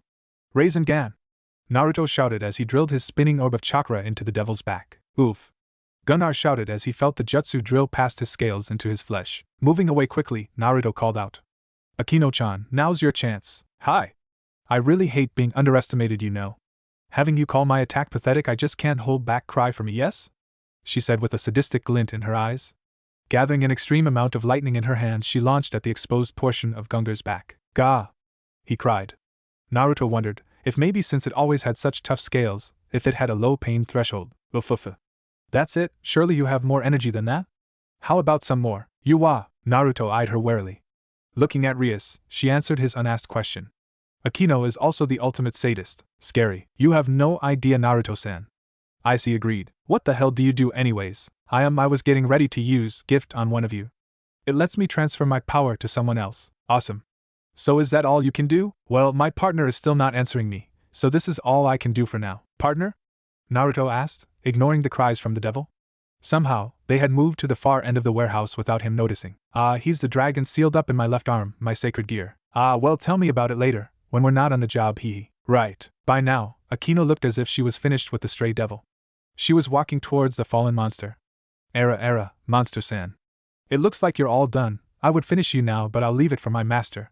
She all but gloated. Naruto looked at her with a meek expression. She must have been pissed when he called her pathetic. Naruto tensed as he saw the tail twitch and then swing at her. Akino! He tried to warn. He ran towards her. I can't make it. I have to dispel that clone. Time slowed for a moment as the tail swung at the unaware Akino. Naruto sped towards her with all his speed. Akino turned in shock and stared at the tail that was less than a foot from her face. She couldn't dodge at that speed and she had no time to defend. Bracing herself as well as she could, she waited. Not a chance. Naruto screamed. He was in front of Akino, holding back the tail with his hand. His head was hung low. He seemed to be trembling with anger. You bastard! Naruto raised his head to show golden eyes filled with anger. Pushing the monster back single-handedly, Naruto glared at it. I'm pissed right now. He made 2 clones and had them make a Rasengan in each hand, which then grew to enormous sizes. Go, he said simply. The 2 clones dashed at incredible speeds. Senpo, Cho Udama Rasengan. Both of them cried. Gunnar managed to dodge one, albeit barely, but was struck head-on by the second. Gah! A Senjutsu wielder. Here? I've never heard of one here. He screamed at Naruto. I'm new in town. It doesn't matter anyways, you're finished. Naruto replied as he created another 2 clones. He held out his hand and the room was filled with an ominous ringing sound. Akino took this chance to make a wisely made retreat. Gungar thrashed as the sound drilled into his cranium. Ah! This damn ringing! What are you doing? Naruto was holding a large spinning orb with 4 blades jutting out. Reaching behind him, he gave a cold glare. Everyone move back, this will get dangerous. Futon, Raisin Shuriken, he said as he launched a powerful jutsu from his hand. He threw it. Icy shouted in surprise as Kaneko dragged him away. The rotating sphere of destructive power hurled towards the monster at frightening speeds. No! Damn you! Who are you? The beast cried as the attack closed the very small distance quickly. Naruto spoke in a cocky tone. The name's Uzumaki Naruto, remember it in hell, bastard. After saying his piece, he dashed as far as he could from the stray devil. When the attack impacted, it expanded until it encompassed the entirety of Gungar. It sliced through his tough scales like a hot knife through butter and bifurcated him before detonating. The Rias group stared in shock as Naruto's attack literally disintegrated the lower half of and made the top fly towards the group. Kuoh! Gunnar cried as he landed in a heap at Rias' feet. Rias glared at him and raised her hand. I have full faith in my servant's ability, but what you did is still unforgivable. Perish, she said as she wielded her powers of destruction and eradicated what was left of Gungar. Naruto ran over to the group. He had already let the nature chakra seep back into the earth. Naruto-kun, you have my genuine gratitude. Although, I would have been fine, a scratch at worst. Akino told him. Naruto scratched his head sheepishly. Sorry. I have made such good friendships with you all, I just reacted, he said, forcing a smile. Damn, I overreacted. We're not at war here, I gotta remember that. Akino gave him a calculating look for a moment, before smiling. Of course. No harm done, as you can see. Ufufu, she said amicably. Indeed, Naruto. I appreciate your help. Alright, mission complete, Rias said cheerfully. Icy looked down in dejection. In the end I was useless, he seemed to cry. Naruto patted him awkwardly on his shoulder. There's always next time. Somehow, Icy seemed to get even more depressed. Asia just gave him an encouraging smile. Later that night, Naruto lay down on his relatively small mattress. Icy had taken the time to show him to his new apartment, and now Naruto was left staring at his Spartan-style room. Things got pretty crazy today, Debeo, he mumbled to himself. That Akino likes to tease me. Asia-chan pretty shy, but really nice. Kinda reminds me of Hinata. Kaneko-chan is another weird one, but she seems to know about senjutsu, and that's another thing. The nature energy feels weird here. There are times when I feel this dark energy flow within me, kinda like Bija chakra but not as strong. Other times it feels really light and airy. Like a light breeze. It's so weird. I got stuck with another pervert. But he doesn't seem like a bad guy. Hehe, you would be proud, any sure show, master? Naruto said somberly. Looking out the window, his thoughts turned towards his only companion in this journey. Sasuke, I wonder what you've discovered so far. Probably something cool, tch. Team. Turning over, he slowly closed his eyes. Good night. Did you do what I asked? Hi, the Gremory group came as you said they would. And, well, the thing is, there was an anomaly. Anomaly? Hi, someone else came with the group. Someone powerful. Could it be another Longinus? I don't know, sir. I could hardly see him move. However, I did manage to record several of his abilities. Oh, he can utilize senjutsu to a degree I've only ever seen in Nikomata. No, even better. I believe he is a perfect senjutsu user. Interesting. So in the end, Gungar proved his worth, for a devil at least. Ufufu. Hi. With this new data I believe that I could come up with several counter-strategies. Good work. Now be gone. Hi Kokabil-sama. The next 2 days passed quickly for Naruto. Going to school had been an interesting experience for him. After getting used to him having fangirls, school was very informative. Naruto had never been very good with mathematics, mostly due to him skipping every chance he got, but both history and language managed to keep him awake. Although English was difficult for him, he liked it. He swore to himself that he would have it mastered by the end of the year. On the supernatural side of things, Kiba had become a recluse. He hadn't responded to any of Naruto's prodding in class and seemed extremely distant in the clubroom. Icy seemed to be extremely embarrassed around Rias. Every time Naruto saw him glance at Rias, he would blush and look away quickly. He asked her about it, but all she said was I had to disperse his built-up dragon energy. And that left him even more confused. So far Naruto had only had the opportunity to train once, and it was more for Kaneko than himself. In the end, although Kaneko's form was improving, Naruto did little else than dodge. He felt a little disappointed but shrugged it off. On his lunch break, since Kiba was all but an invalid at this point and to avoid his fangirls, he had taken to eating lunch on the tip of one of the spires, balancing on a slab of rock he pilfered from the warehouse. Luckily for him, the only people capable of spotting him were the Gremory group. Currently Naruto was sitting down on one of the sofas next to Kaneko. Akino and Kiba were both out on jobs. In front of him stood Asia and Icy with heads hung low facing an irate Rias. I cannot believe you two. What exactly were you two doing in that closet? Rias demanded. It was that as I was, Asia stuttered. Naruto wondered if she hadn't been scolded by Rias before. It was all my fault, Icy exclaimed. Oh? Rias asked in a tone that said I don't believe you. Hi. Rias looked at Icy and made a face. He had his head down so he couldn't see, but Naruto saw the pain in her expression. He had seen it in Sakura's face many times. I knew it, she loves him, he told himself. I just wanted. Enough. Rias turned away and said, I don't want to hear your excuses, you're dismissed for the day, both of you. But, now I see, she said definitively. Turning to leave, Naruto saw tears well up in Asia's eyes. Icy looked sad as well. They both left without another word. Naruto glanced at Rias and saw her shaking a bit. He called to her. Rias-chan, I'll be taking the day off today. I'll make sure those two make it home safely. At her nod he left the room.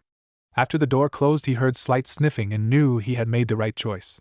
She was too proud to cry in front of him. He ran to catch up to the pair of teens. After catching up, he called out to them. You too, he said. The pair of dejected devils turned towards him. Oh, Naruto. It's you, Icy said in an almost dead tone. Oh, none of that. I know it seemed like Rias-chan was pissed at you, but you have to admit, it didn't look too good when she found you in the closet and Asia straddling you. She just let her feelings run wild and well, you know. He told them. I'm not so sure, Naruto. I made Bucho really mad at me. I feel pretty bad. Ano, me too. Bucho-san has never been disappointed in me like that, Asia admitted. Naruto sighed before rubbing the back of his neck. Just let her cool off and then try to explain yourself later. For now, I want to go meet your parents, Icy, so cheer up. Icy also sighed. I goozoof. He was cut off as Naruto punched his gut. He glared at Naruto. What the hell was that for? Naruto smirked. Go ahead. Do it. Punch me back. What? Punch me. Boo. Punch me. A loud resounding flesh-hitting flesh sound rang. Icy had his fist connected to Naruto's cheek, and he was breathing deeply. Asia stood to the side with her hand to her mouth in shock. Naruto's face was turned slightly and he was smirking. Feel better? He asked. After calming down, Icy pulled his fist away and looked at it. Surprisingly, yeah, he admitted. Anger is more useful than despair. An old friend of mine told me that once, Naruto said. He turned towards Asia. You want to try too? He asked. Asia stared in shock for what seemed like a minute, before breaking out into a fit of giggles. I'm so sorry, she managed. Yo, you scared me a little, she continued between fits. I see. She finished giggling and smiled brightly. No thank you, Naruto-san. Seeing you help Icy-san is enough for me. Naruto laughed boisterously. Good to hear. So now Icy, off to your place, he declared. Icy nodded and led the way, suddenly more chipper. When they reached his house and Icy grabbed the handle, both he and Asia froze. Naruto looked at them with worry as they began to shake. Icy suddenly threw open the door and rushed in. Naruto followed him closely, although he forgot to take off his sandals. They rushed to the kitchen but saw nothing. Then they heard laughter from the living room. Icy rushed over and saw two strange girls and his mother who was laughing. Naruto joined him as Icy's mother spoke up. And this is a picture of Icy when he was in primary school. Look. This is the picture when his shorts got ripped at the swimming pool. It was very troublesome. He went to the pool's slide with his shorts ripped. Oh, Oka-san? Icy stammered. His mother turned as she noticed the group. Naruto realized that Asia had joined them shortly before Icy spoke. His mother smiled and said, Oh, Icy. Welcome back. What happened? You look pale. And who's your friend? How? I'm so glad. Icy breathed a sigh of relief. Naruto looked on as Asia sat on the ground relieved, and Icy seemed to calm down. He looked at Icy's mom. Hey. I'm Uzumaki Naruto. I'm new to Icy's school and joined his club. Nice to meet you. She smiled and welcomed him to her home. Naruto looked around and finally looked at Icy's guests. Both were women around his age. One had chestnut brown hair while the other had blue hair and a green streak. Both of them wore crosses on their chests and were very beautiful. Naruto, however, didn't relax. He could tell they were trained combatants. Are these the people from the church that Rias-chan was talking about? He asked himself. The brunette smiled at Icy. Hello? Hayada Ise-kun, she said. Naruto paid little attention to the conversation as he eyed the other girl. She had a massive weapon wrapped in cloth and Naruto could practically feel the deadliness from it. He looked back over at Icy and heard the girl say something. Long time no see, Icy-kun. Did you mistake me for a boy? It can't be helped since I was a troublemaker just like the boys. But it seems like we both have changed in the time we didn't see each other. Really, you can't tell what can happen in a reunion. Naruto narrowed his eyes. She knows they're devils. Naruto walked down the street calmly. He had left soon after Rias returned and embraced Icy and Asia. She thanked him, and he had left. Naruto wasn't the best at tracking, at least without Sage Mode or Kurama's, who was still napping, chakra, But even he could sense the animosity that had been following him since he left. Naruto grew a tick mark and turned around. "Will you stop following me already?" he shouted. "I told you he would notice Zenobia." A voice sounded. "I thought it would take him longer, Irina. He looks like an idiot." Another said. "If you're gonna insult me, say it to my face," Naruto said. He was growing more irritated as they spoke. The duo walked out from behind the corner. The brunette, Irina, if Naruto recalled, and the brunette stood in front of him. "Oh, it's you two. What do you want?" "I'm busy," Naruto said dismissively. "We want to know what a human is doing in league with devils," the brunette said. "Who are you?" he asked her, ignoring her previous statement. "My name is Zenovia." "Zenovida?" Naruto repeated, obviously confused. "Zenovia. Xia no 6A. She shouted. Hi. What did you say you wanted, Zenovia?" Zenovia scowled at him. "Why are you with the devils?" Naruto stared back. "Because they're my friends, duh," he said as if it was the simplest thing in the world. "But they're devils." "Devils are evil," Naruto glared coldly, his eyes like a piercing icy wind. The two girls stepped back at the ferocity of his glare. "I have seen some of the most evil beings in existence. They experimented on people just to sate their own curiosity. They killed, just because it was fun. Treated people like nothing more than pawns." He whispered every word, yet the duo could clearly hear every word. "Not only that, every one of those fuckers was a human," he shouted at them. Zenovia's eyes widened as she stared into Naruto's eyes. His eyes raged with the ferocity of a tempest. Irina was content with staring at the ground. Naruto continued his tirade. "I don't believe in that bullshit, that someone is good because they're holy or evil because they're devils. I don't believe in fate, and I can decide to be friends with whoever the fuck I want to be with. Now if that's all, I'm leaving. I have school in the morning." Having said his piece, Naruto walked away. The heavy atmosphere surrounding him dispersed. Shaking out of their stupor, Zenovia called out to him again. "Wait a minute, yo," but she was cut off as a loud noise rumbled through the area. Naruto turned and glanced at them. His eyes widened as he saw an unbelievable sight. The two proud people from the church stood in embarrassment. "Was that your stomach?" he asked. Judging by their blushes, he figured he was right. He sighed. Decisions, to hell with it. I can't in good conscience leave them to starve." He turned towards them again as they tried to leave unnoticed. "Or if you're hungry, you can eat at my place," he offered. Immediately they were on their knees in front of him. Is this the work of Kami-sama? Will you really give us food?" Irina asked, tears in her eyes. Zenovia's personality seemed to turn a complete 180. "I'm sorry about before. Truly you are blessed by Kami-sama," she said. Naruto's sweat dropped at their attitude. Hi. Just follow me," he said. Naruto went to the kitchen to make a quick meal as Irina and Zenovia sat on his decent-sized couch. They looked around and saw his lack of many things personal, just a regular TV, which Naruto didn't know how to use, so it was left untouched, a coffee table and a small dinner table. Zenovia turned towards Irina. "Isn't it strange? Not a single picture." Irina hesitated to answer. "I suppose. But he is treating us to dinner, so, is ramen okay?" "It's the quickest to make," Naruto called from the kitchen. "Hi, we're your guests so we can't complain," Irina answered. There was a short pause before he responded. "Alright, I guess." Several minutes later Naruto handed them their ramen. "So this is ramen. I had no idea Japanese food could taste so good," Zenovia complimented as she wolfed down her ramen. Irina ate her ramen at a more sedated pace. She turned towards him. "Ne Uzumaki-san, Naruto is fine." "Naruto-san, Ano, where are your parents?" she asked carefully. Naruto never stopped eating. "They're dead," he said simply. "Oh. I'm so sorry." Irina apologized. She felt bad for bringing the topic up. Zenovia stayed silent and finished her ramen. "No, it's fine. They died when I was a baby. They died to protect me. Do I miss them? Yes, sure, but I'm not sad.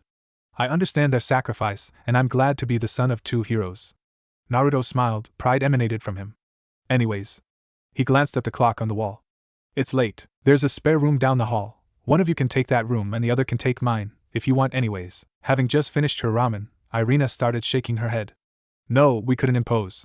Zenovia nodded in agreement. Naruto shrugged. "It's not really a problem. I don't mind really." Zenovia looked at Irina, who looked back. They turned to him. "We appreciate your hospitality." They had stood and bowed. Naruto waved it off. "I've never really had guests stay over before, but make yourselves at home. Bathroom's down there," he said, pointing down the hallway. After they went to the bathroom, he created a clone. Nodding at its creator, it left to go inform Rias. He sighed and retrieved a blanket and pillow from the linen closet. He made sure to grab the kunai he kept below his pillow and the scroll from his room. After sending another clone to clean the dishes, he sat up on the couch and began to meditate. As he slowly began losing his sense of reality, he began to go deeper into his subconscious. Normally he could do this quickly, but he wanted to do it this way for a more stable connection. He delved into his mindscape. Naruto opened his eyes and saw Kurama in front of him asleep. Walking through the open gate, Naruto stepped up to Kurama and placed his hand on his nose. He breathed deeply and spoke quietly. Kurama, I don't know why you're sleeping so much, but I want you to know I'm still here. You're one of my last precious comrades from Konoha, he said softly. So rest up. You earned it, Naruto said, and was about to turn away when he noticed something peculiar by Kurama's feet. When he got to it, he gaped. Laying there sleeping were miniature versions of all the bijou. They were siphoning energy from Kurama slowly but steadily. Well, I guess that explains a lot. He chuckled. Hee hee. Maybe this makes Kurama a mother feeding her young? Whoa, he said as he dodged one of Kurama's tail. I resent that, Naruto, Kurama said softly. You're awake.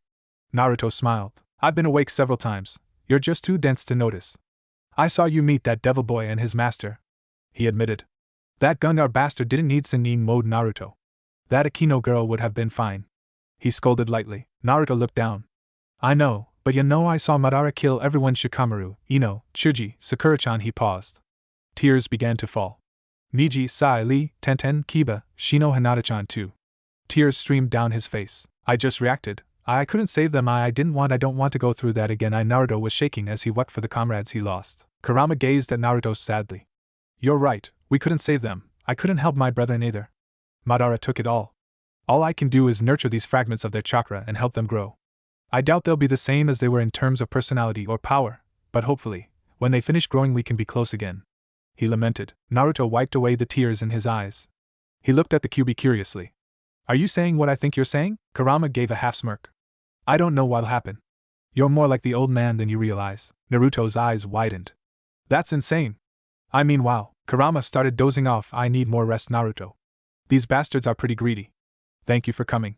Try not to die over here, okay? Yeah, I got it. Well, I'll be off. I'm glad that we're together in this, Kurama, Naruto said seriously. You and me both, Naruto, Kurama said as he slowly raised his fist. Naruto bumped fist and began fading away. See ya next time. The giant Kyuubi nodded and watched as Naruto faded. To Nar to Nara Naruto-san. Naruto opened his eyes and saw both of his guests standing in front of him. Both were wearing shirts several sizes too big, red for Irina and a deep blue for Zenovia.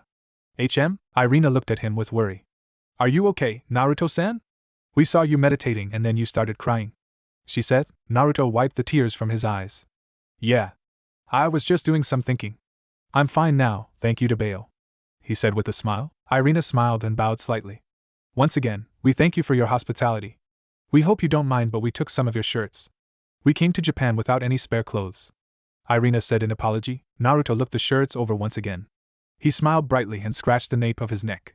It's fine, I've never worn them anyways, he said. Zenovia looked at him with a peculiar look. I never figured someone like you can go into such deep meditation. Naruto smiled sheepishly. It took me a while, but I got the hang of it, he admitted. Zenovia looked away in embarrassment. To be honest, I'm not very good at it. Zenovia can be so hot-headed, it's hard for her to be still sometimes, Irina said with a coy smile. Naruto laughed for the first time in their presence. To be honest, when I was younger, I was so hot-headed it got me in trouble all the time. Zenovia smirked and Irina smiled. We know it's kinda late for it now, but we do have money to pay for room and board, Irina offered. Naruto waved it off. It's fine, you might need it later, but it still feels like we're imposing. If it will make you feel better, let's just say you owe me one. Naruto gave his counteroffer. They both nodded vigorously. We swear to Kami-sama we will repay this debt. Naruto smiled awkwardly and nodded. He stared at the two of them for a moment. Irina cocked her head. Is something wrong, Naruto-san? She asked. I'm just wondering what you two are doing here. From what Rias-chan tells me, it's rare for the churches to show up out of nowhere. Can you tell me what's up with that? Irina glanced at Zenovia. She nodded. They sat down in the sofa opposite his as Irina took a deep breath. We were going to say this to Rias Gremory tomorrow, but I guess we can give you a quick explanation, she said. Naruto nodded and motioned for her to continue. She made a quick trip to her assigned room and returned with what looked a normal rope. She looked at him, and her expression grew somewhat stiff. How much do you know about the holy sword Excalibur? She asked. Naruto responded immediately. Not a damn thing. I don't know anything about Iaitsu Kariburu. Irina's sweat dropped. Excalibur, Naruto-san, she enunciated. In ancient times, Excalibur was considered the strongest holy sword, and was wielded by a mighty knight. Before it was destroyed in the war between the three factions, she explained. Naruto's expression tightened. Rias did tell me about it. Something doesn't feel right to me. My gut's telling me this. He mused to himself. He looked back at Irina. He motioned at her rope. So what's the rope got to do with Excalibur? He asked, once again butchering the name. Irina sighed. Excalibur. Anyways, after it was destroyed, the Vatican, the Catholic Church's headquarters, had alchemists reforge the swords. I assume you noticed Zenovia's giant sword, right? She asked. At his nod, she continued. That was her Excalibur destruction, which is in the possession of the Catholic Church. Zenovia smirked. It's a great weapon, and a great honor that I can wield it. Every single opponent was crushed before its power. She boasted. Naruto's sweat dropped. Somehow, I feel you're a perfect match for it. Zenovia either didn't notice the jab, or thought it was a compliment because she stayed silent. Irina coughed to get Naruto's attention again. She held out her rope and Naruto watched in fascination as it shifted into a standard-looking katana. This is Excalibur Mimic. It can change into any form I want it to. So it's pretty easy to carry around. Each Excalibur has unique abilities. This one is in the possession of the Protestant Church. Naruto looked impressed with Excalibur Mimic. That's really cool. That's all it does? Irina blushed in embarrassment. Yes. I can change it to whatever weapon to fit the situation, she said in a slight defensive tone. Naruto noticed her flushed face and scratched the nape of his neck. I didn't mean it to sound like that, he said sheepishly. Zenovia chuckled. Irina is quick to be embarrassed. I can hardly understand why she was chosen as a wielder for Excalibur, she taunted. Irina glared lightly at Zenovia. She huffed and put her hand together. I don't need your approval because Kami-sama believes in me, and I believe in Kami-sama. Zenovia looked insulted. She too put her hands together. I can't lose to you in my belief in Kami-sama. Naruto stared in amusement as the two began to pray reverently for several moments. Unfortunately, they were speaking a language he didn't recognize. When they had finished their abrupt prayer session, Irina began to speak again. Excuse us. When we get heated up about Kami-sama, we can't help but pray, she explained. Naruto waved her off. It's fine. I have moments where I can't help but pray to the log. Log? Zenovia said, obviously confused. Naruto nodded enthusiastically. Yep, but maybe I'll tell you some other time. I think Irina should at least get to finish. Irina nodded. Right. We've come all the way to Japan because 3 Excaliburs were stolen from the churches, and we believe they came to this town. We're here to either retrieve them, or destroy them. At the cost of our lives if we have to, she stated with a serious expression. Zenovia mirrored her expression and nodded. Naruto stayed silent. There was nothing he could say. The atmosphere was tense for several moments before he glanced at the clock on the wall. He sighed and ran a hand through his hair. All right then. It's getting late. We all have things to do tomorrow, so we should get some sleep, he said to them. Irina and Zenovia relaxed and rose from their sofa. Irina bowed again. Yes, you're right. Good night, Naruto-san, and thank you again. Good night, Naruto, Zenovia said with a small nod of her head. Hi, good night you too. After they went to their respective rooms, Irina to the guest room and Zenovia to his, he summoned a clone to keep watch, just in case. The clone transformed into a vase, and Naruto laid his head back. Soon enough, he was snoring lightly. The next day, Naruto awoke to an empty apartment. On his coffee table was a note that read, "We will definitely repay this debt. I and X." He had left for school with a sense of anxiety that morning. Later that day, during lunch, Rias had come to look for him. She entered his classroom as he was about to leave. Naruto. Can I have word? She said amicably with a smile. Naruto smiled widely and nodded. Sure, I'm free, he said, ignoring the cries of the girls in his class. She led him into the clubroom and asked him to sit. Akino was already there with a snack and tea. Rias grabbed a sandwich and looked him in the eye. So the church duel? Naruto nodded. Yeah, they followed me after I left. We exchanged words and eventually I heard their stomachs growl really loud. I offered them some dinner, and that's how they wound up in my place, he said as he procured himself a sandwich. Rias sighed. You're lucky you weren't a devil. Although still very deadly to human, holy powers are the most effective against devils. Still, I'm glad nothing happened. So you offered them refuge? Yeah, it was late and I didn't want them out there looking for hotels. You are a kinder person than I, Naruto. You are the only person I know who would shelter a potential enemy. They're really not bad girls. Just a little too devoted to their belief, Naruto said. Ufufu. Naruto-kun is friendly with all the girls. I'm jealous, Akino teased lightly. Naruto smirked back. He had gotten used to her low-level teasing. He launched his counterattack. But Akino-chan is so much friendlier, all the guys like you, I feel a little ignored. He managed out. Maybe next time, you'll come over instead. He finished with a light pink dusting his face. Ever since he first met Akino, he had made a personal challenge to catch her off guard. Unfortunately, even though Jiraiya was the perverted hermit of Enti Mayaboku, Naruto had little experience with flirting, so he was embarrassed of what he said. Akino gave a sultry smile. Naruto-kun has improved. Ufufu, I may take you up on your offer. Rias' sweat dropped. Honestly, you two are a match made in the underworld, she said with a sigh. Anyways, did you notice anything else? Well, after they showered, I asked why they were here. They told me a little bit about something called Excalibur. Hey, I said it right, dash. They said that 3 Excaliburs were stolen, and they think they came here. He told her.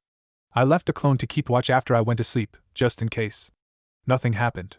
They were gone when I woke up. Ria's face scrunched up in concern before she sighed in relief. Well, it seems like they aren't a threat to us, for now at least. I'm a little concerned about what happened to Excalibur, but I'm glad you're safe. She smiled before motioning towards the table. Now let's finish enjoying Akino's delicious sandwiches. Naruto grinned and grabbed another sandwich. He decided that these were some of the best he's ever had. Later that day found the entire group in the club room. Irina and Zenobia sat on the couch. Rias sat at the sofa opposite them, flanked by Naruto to her left and Akino to her right. Both Rias and Akino had serious expression, but Naruto looked more relaxed as he waved to the duo. Icy and the others sat in a corner. Kiba had a look on his face that seemed to scare Icy. His expression was downright murderous. Irina started. Recently, the holy swords Excaliburs that were kept by the Catholic Church headquarters Vatican, Protestant Church, and Eastern Orthodox Church were stolen. Naruto maintained a neutral expression. Right to the point, Icy. He thought to himself. Rias nodded. I was told such by Naruto, she admitted. She saw Icy's confused look and explained. Excalibur itself doesn't exist, she told him. She turned towards the church group. I'm sorry. One of my servants recently became a devil, so can we continue this conversation while explaining about Excalibur? She requested. Irina nodded and turned towards Icy. Icy-kun. Excalibur broke in the war a long time. Icy still looked confused. Zenobia grabbed her sword and undid the cloth, revealing a long sword. Now it looks like this is Excalibur, she said. She glanced at Naruto and smirked. Icy shivered. Naruto tuned out the explanation he had already heard. The only new piece of information was that there are 7 Excaliburs.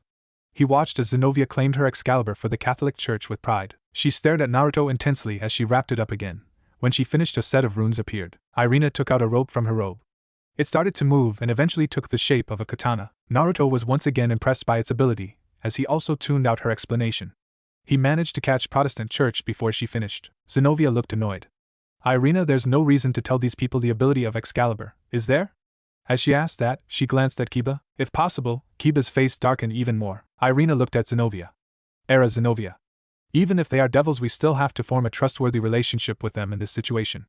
Also, even if my sword's ability is revealed, I won't fall behind all the devils here, she said confidently. Naruto snorted. Irina looked at Naruto. Did you say something, Naruto-san? She asked, feeling confused. Naruto just smiled amicably. Irina flinched as she caught a flash of metal in her peripherals. All of a sudden, there was a second Naruto holding a kunai to her neck. You're overconfident because you have an incredible weapon. If I was a bad guy, you'd be dead already, he said cheerfully. His clone dispelled seconds later. Irina deflated a bit and looked at Naruto. I thought you were a normal human? I never said I was normal. Naruto grinned.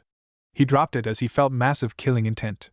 Looking back towards Icy and the others, he spotted Kiba. If looks could kill, the church duel would have died dozens of times by now from the intensity of Kiba's glare. Rias spoke as if she hadn't noticed. So what does the stolen Excaliburs have to do with this country located in the east of the world? Zenobia spoke up. The Catholic Church was in possession of 2 Excaliburs, including mine. The Protestant Church also had 2. Also in the Eastern Orthodox Church there were 2 as well. The last one went missing in the previous war between God, devils, and fallen angels. 1 Excalibur was stolen from each church. The ones that stole them escaped to Japan, and brought them to this town. Rias rubbed her forehead and sighed. It appears that my territory is full of incidents. So who are the ones that stole the Excaliburs? She asked. Zenobia's gaze turned hard. The ones that stole them were the Gregory. Naruto watched as Rias' eyes widened. Gregory? Who are they? He asked himself. The holy swords were taken by the Fallen Angels organization? It's not a matter of mistake, but certainly it would be the Fallen Angels when it comes to stealing them. For the devils working at the top, holy swords does not give them much interest. Rias explained to them. Irina spoke up. We know the main culprit who stole the Excaliburs. One of the leaders of Gregory, Kuoh. Rias smirked in amusement. Kuoh, one of the leaders of the fallen angels that survived the previous wars since ancient times. I never expected to hear the name of the one that appears in the Bible. We've sent priests and exorcists to this town secretly, but they kept getting killed, Zenobia admitted. She continued without hesitation. Our request, no. Our order is to not have any devils intrude in the battle between us and the fallen angels for the Excaliburs. In other words, we came here to tell you not to interfere with this incident. Rias' expression changed into silent fury. Such manner of speech. Is it restraint? Are you thinking that we would collaborate with those fallen angels? That, perhaps that we might team up with them to do something with Excalibur? Zenobia responded with no fear. The headquarters think that it might not be impossible. Naruto sighed to himself. It's this lack of trust that makes peace so hard to get. Accomplishing peace in this world is going to be difficult. The air seemed to chill. Naruto gulped. Rias-chan is scarier than Sakura-chan when she's pissed. He thought to himself. Zenobia continued casually. The higher-ups don't trust devils and fallen angels. We were ordered as if the holy swords are taken away from God's side, then the devils would be happy, right? The fallen angels would also profit from it. For those reasons it won't be weird for them to form an alliance. That's why we are giving you a warning. If you form an alliance with the fallen angel Kokabeel, then we will eliminate you all. Even if you're the little sister of the Mao. By our boss. Rias glared ferociously at them. If you know that I am the sister of a Mao, then it means that you have a lot of connections with the higher-ups in the church. She nearly growled out. I will say it now, clearly. Never, in the name of the Gremory house, will we form an alliance with the fallen angels. I refuse to do something to tarnish the name of our Mao. She announced. Zenobia laughed. Phew, hearing that is good enough for me. She smiled. I had to warn you just in case that Kokabeel is hiding himself in this town along with the 3 Excaliburs. If something were to happen, I would be the one to be hated by the bunch in the church headquarters. She explained. We won't ask for cooperation. If you were to form an alliance with God's side temporarily, then it would affect the balance of the 3 factions. Especially if it's the little sister of a Mao. She finished. Naruto groaned silently. Politics, always coming in the way of doing something right. I'd like to punch the guy who made him in the face one day. Rias' expression lost its hostility, and she took a deep breath.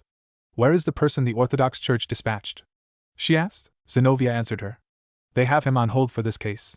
He will protect the last Excalibur if Irina and I fail. Rias had an amazed expression. So it's just you two? You're going to retrieve the Excaliburs with just the 2 of you? How reckless. Are you trying to die here? Both of the girls looked her in the eyes. Yes, Naruto frowned. Again with that. I can't do anything. Damn it, they're too stubborn. Rias looked on in disbelief. You came here to Japan prepared to die. The belief in your teaching is extreme like always. Don't insult our beliefs, Rias Gremory. Right, Zenobia? Zenobia nodded. The church made the decision to destroy the Excaliburs rather than let the fallen angels have them. At the least we must get the Excaliburs away from them. For that goal, it's okay for us to die. There's only one way to fight an Excalibur, with another Excalibur. Naruto had to admire their dedication to their cause, but he didn't like the fact that they were throwing away their lives. Is it possible, just with you two? Rias asked. Well, we won't die in vain. Zenobia spoke fearlessly. Naruto clenched his fist in anger. Rias smirked. You seem confident. Do you have a secret weapon? Zenobia smirked as well. Maybe. I'll leave it to your imagination. There was a pregnant pause. Why? Naruto whispered. His head was hung low. Zenobia looked at him weirdly. Why what? Naruto spoke a little louder. I understand your passion, but why do you have to be sacrifices? They sent you to your death, and you just accept it? Irina spoke this time. We were ordered to do this. We are glad to follow Kami-sama's will. Naruto looked up. Anger flickered in his eyes. If that's how your god works, then me and him have problems. He said coldly. His expression turned sad. Why does anyone have to be sacrificed? My sensei once said to me those who abandon the rules are trash, but those who abandon their comrades are worse than trash. I believe in his words even to this day. Disobeying your orders makes you trash in their eyes, but your god sacrificing his subordinates makes him trash in my eyes. Naruto said unflinchingly. Rias smiled at his conviction. She agreed with his words. Her cute servants were too important to her to sacrifice. Irina and Zenobia's eyes flared in anger. Naruto-san, I respect you for what you did for us last night, but I cannot forgive you for what you said. Irina said seriously as she stood up and grabbed Excalibur Mimic. Zenobia followed suit. Neither can I. Let's settle this with the duel. She growled. Kiba appeared by Naruto's side of the couch. I agree. 2 on 2. He said darkly. He was wielding one of his swords in his hand. Zenobia glared at him. Who are you? Kiba smirked. I'm your senpai. Though apparently I was a failure, in an instant the entire room was filled with demonic swords. Several moments later they disappeared. Zenobia's eyes widened. I see. She said gruffly. All right. Let's do this. Naruto sighed before he stood up. I didn't say it to start a fight, but fine. If that's the way you want to do it, I'm game. Zenobia and Irina nodded. They turned to leave but stopped and stared at Asia. When I saw you in Hayate Issei's house I thought that maybe it was you. You're the witch Asia Argento, aren't you? I never expected to meet you in a place like this. Zenobia said coldly. Asia flinched as if she was struck, and began shaking. Naruto narrowed his eyes. I don't like where this is headed. Irina continued to stare at Asia. Are you the rumored witch? The former holy maiden? It said you have the power that can also heal devils and fallen angels, right? I had heard you were sent somewhere after you got exiled, but I never thought you would become a devil. Asia fidgeted and stammered. Naruto watched as Icy clenched his fist. Irina continued. It's okay. I won't tell the higher-ups what I saw here, so rest assured. People who were around the Holy Maiden Asia would also get shocked as well. Asia stayed quiet and made a perplexed expression. Zenobia snorted. But to become a devil, she said as if reprimanding a child. The one who was called a Holy Maiden. You fell to the lowest place you could. Do you still believe in our god? She asked condescendingly. Naruto frowned. That was uncalled for. He thought to himself, Zenobia, there's no way that she, who became a devil, still believes in God. She said in disbelief. I can smell the belief from her. It's hard to explain, but when people betray the teachings, they carry a guilt within them because they cannot forget the teachings. I can sense something similar coming from her, she explained. Her eyes were sharp as she stared at Asia. Asia's expression turned sad. I can't just put it aside. I believed in it for my whole life. Zenobia took her sword out from the cloth and pointed it at Asia. Is that so? She said. Then you should be cut down by us this instant. If it's now, I can cut you in the name of God. Even if you have sin, our God will forgive you. Naruto tensed, but Icy acted first. He stood in front of Asia and glared at Zenobia. You won't touch her. He said it clearly. Come any closer to Asia, and I won't forgive you. You called her a witch, didn't you? Yes, I did. Right now she's at least fit to be called a witch. Icy growled. Don't fuck with me, he roared. Not a single person helped her when she needed help. The ones who can't understand Asia's kindness are a bunch of fucking idiots. I'm pissed that none of them even tried to become her friend. Naruto nodded at Icy with pride. Zenobia shrugged. Do you think the Holy Maiden needed friends? The only thing that matters is the charity to others. Once she sought out friends and love from others, she doomed herself. She could have lived just from the love from God. So Asia Argento didn't have the right to be a Holy Maiden to start with. She said it as if it was obvious. Icy snapped. So you selfishly made her into a Holy Maiden and turned her into a pariah when she wasn't what you expected. That's fucked up. You're fucked up. He was trembling with rage. None of you bastards know what she went through. God. Fuck him and his love. That God didn't do a damn thing when Asia was in danger. God loved her. If nothing happened, then it means that she didn't believe in him enough, or her belief was fake. She responded calmly. Naruto had enough. Love? You call that love? You're only proving my point, Zenobia. If what Icy said is true, and this is how he shows his love, then I'm sure of it. Your God is lower than trash. He glared at her, or rather, her belief in the hypocrisy of her God. I consider Asia my friend, which means when he abandoned her he made an enemy out of me, he declared. Icy nodded. I agree with Naruto. If you lay a hand on Asia, I will make all of you my enemy. Activate boosted gear, he shouted as his arm exploded into red scales. Zenobia looked shocked. Longinus, she whispered, I've heard people claim you can find peace with your God, but I don't see it. Peace can only be achieved when people can come to understand each other. Whether they're human, angels, devils, or fallen angels. He continued.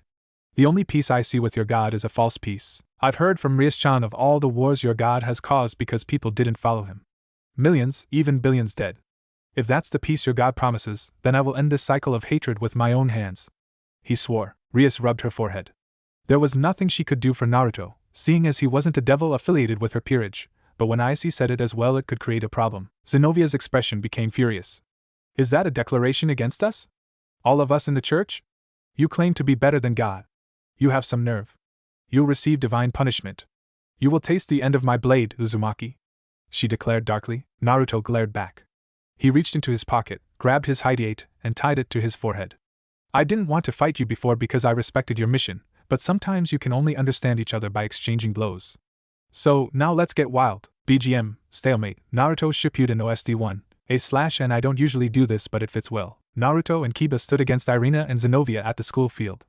The atmosphere was heavy. Rias stood as an impromptu referee outside of the barrier Akino had constructed. She looked at both parties. This is an exhibition match only. There is to be no death on either sides, is that understood? She asked. When she saw 4 nods she continued. Very well. You may begin whenever you're ready. Zenobia unwrapped Excalibur Destruction. Irina, Uzumaki is mine, occupy the other one. Irina sighed. Fine. Kiba glared at Zenobia. Naruto patted his shoulder. Come on, in a battle like this we need to be a team, well at least have an understanding. We don't know each other's fighting style, but that's perfect. We can start from scratch. For now we'll do one-on-one with them, if it ends like that, even better. Got it? Kiba nodded after a moment. Fine, but I still want to fight her. Hi. You'll get to, Just don't go down easily. Naruto teased. Kiba nodded again. As if by some unknown signal, Kiba and Irina moved to a separate area of the field. The air seemed to gain an oppressive aura as Zenobia gripped her blade. BGM. Naruto activated the spring-loaded kunai holder and gripped his weapon in a reverse blade style. That sword is giving me really bad vibes. I gotta be careful. He made a familiar cross seal. Kage Bunshin no Jutsu. He shouted as 24 clones popped into existence. Zenobia hid her surprise while as 25 Narutos darted towards her at full sprint. She hefted her blade and gave a wide swing. The shockwave alone made all of his clones disperse.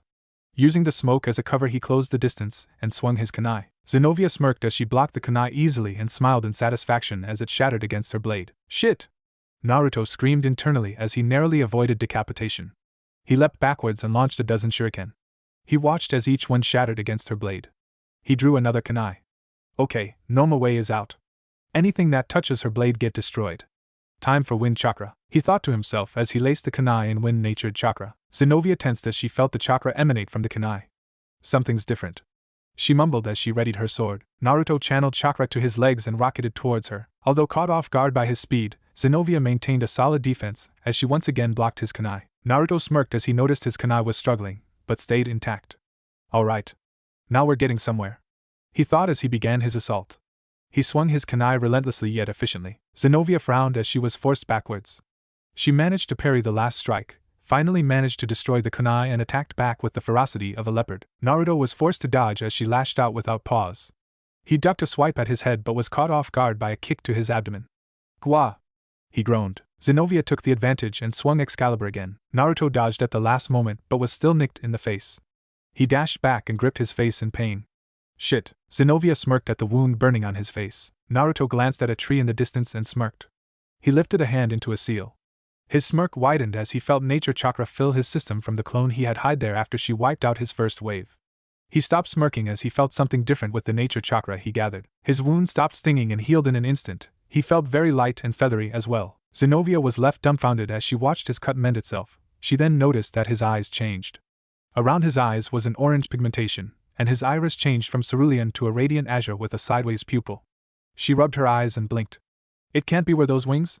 She whispered to herself. Rias and Akino gasped from the sideline. Naruto is using holy energy, Rias exclaimed. Kaneko shook her head. Naruto-senpai is using senjutsu, but it's an advanced form. I think he's absorbing the ambient holy energy that both Excaliburs are emitting, she explained in her usual monotone. Icy looked shocked. Naruto can do that. Cool. Kaneko-chan, you use senjutsu too, right? Can you do that? Icy asked. Kaneko shook her head again.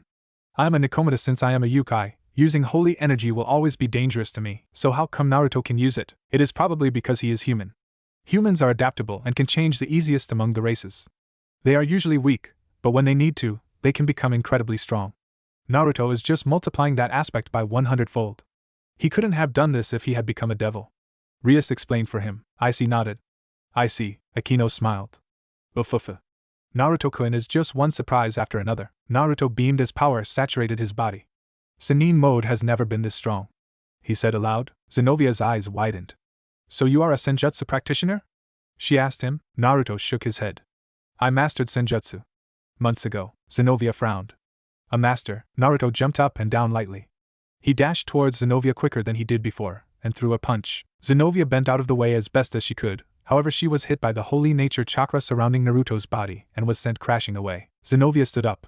Her face bloodied and portions of her battlesuit were torn, exposing her belly button and her back. Naruto panted as Sennin mode disappeared. He looked shocked as he looked at his hands. Already? Damn. That was just one punch, he swore. Glancing at Kiba's fight, he noticed it was mostly even as both sides sustained equal injuries. Kiba had a shocked face on as he continued to switch swords periodically. Alright, time to give Kiba his shot, he mumbled. Zenobia wiped the blood out of her eye and spat out some as well.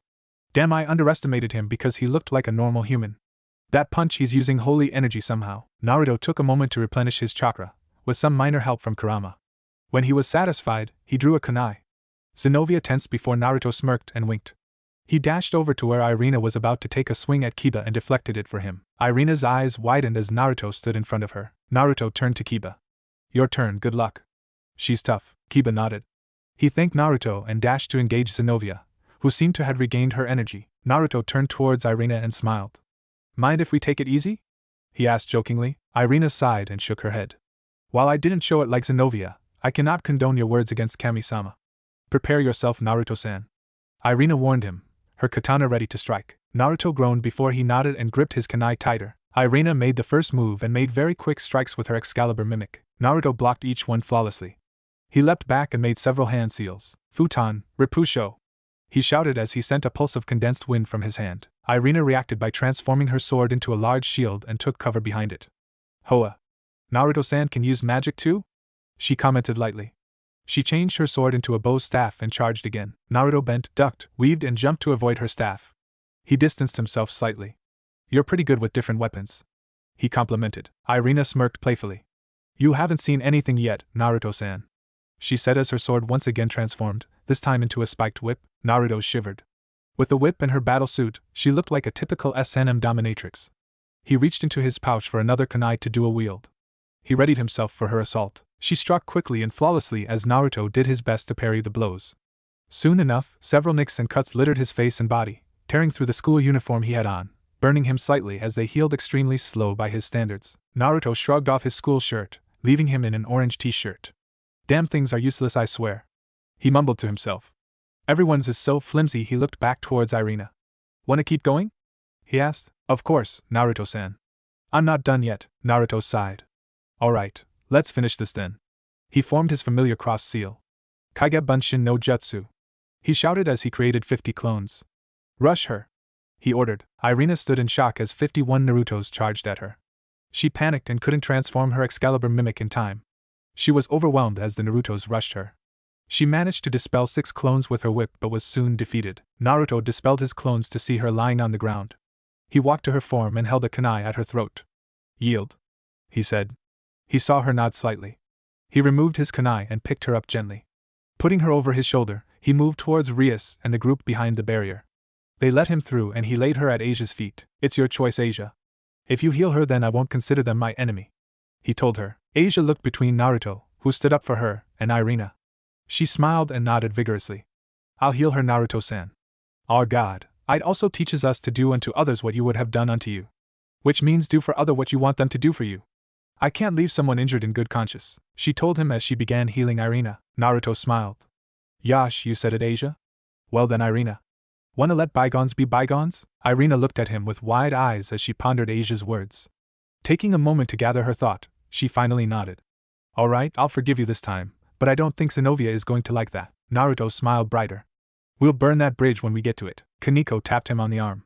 It's cross, not burn, Naruto-senpai, she told him. Naruto rubbed his neck. Ahaha. Yeah, that too. He turned back towards Kiba to see him losing badly. He winced as he saw Kiba forego his speed and tried to win by pure force with an enormous sword. He watched as Zenobia's Excalibur destroyed that sword, and he was defeated by a powerful pommel strike to the stomach. Akino unsealed the barrier as Zenobia moved towards the group. She looked at Rias. Rias Gremory, I trust you with the talk from earlier. Also, you should train your servants a bit more. There's a limit for polishing their battling style. Kiba glared from his position on the ground. She turned towards IC. Judging by the boosted gear we saw earlier, I'll assume you are the Security. If that's the case, I'll tell you this. Vanishing Dragon has already awoken, and if boosting is all you can do, you can never beat him. Be warned, as you will meet him eventually, she told him. After Zenobia said her piece, Irina dragged IC off to talk. Zenobia looked at Naruto with a complicated expression. You confused me, Naruto. However, you were right. I felt your conviction in your blade and fist, she admitted. I do not approve of your disregard of Kami-sama, however I will not actively deliver divine punishment. You are strong. I'd like to test my strength with you again. Farewell. She departed with a wave. Irina went running after her. Wait for me, Zenobia. She paused and looked at IC. She held her cross and winked at him. Then it's like that, IC-kun. Tell me whenever you want to get judged, amen. She then waved goodbye to the rest of the group and left. Naruto relaxed on the sofa once again. FUA. That really tired me out. He yawned out. Kaneko moved behind him and began messaging his shoulders. You used a volatile version of Senjutsu. I'm surprised you didn't blow up, she told him, or turn into a toad statue. He mumbled to himself. He moved deeper into Kaneko's skilled hands. Kaneko raised an eyebrow. Either way, you're tough, Naruto-senpai. Naruto smiled. Thanks, Nico-chan. Kaneko nodded. Asia fidgeted a bit. Thank you, Naruto-san, for standing up for me. Would you like me to heal your wounds? She asked. Naruto shook his head. Nah, don't worry about it. I've always healed fast. Give me a good night's rest, and I'll be good to go. Icy made a sound in awe. Wow, Naruto. Compared to you, I only show my uncool side. He sounded depressed. Naruto smiled. Don't worry about it, Icy. I thought you were cool earlier when you defended Asia like that. Good job. Asia blushed. Yes, thank you, Icy-san. You're always protecting me. Hold on. Yuto! Rias shouted. Naruto turned his head and saw Kiba attempting to leave. Rias seemed extremely angry. I won't forgive you if you leave me. You are the knight of the Gremory group. I will also be troubled if you turned into an exiled. Wait this instant, she ordered. Kiba responded in a cold voice. I was able to run away from there, thanks to my comrades. That's why I have to put their regrets into my demonic swords.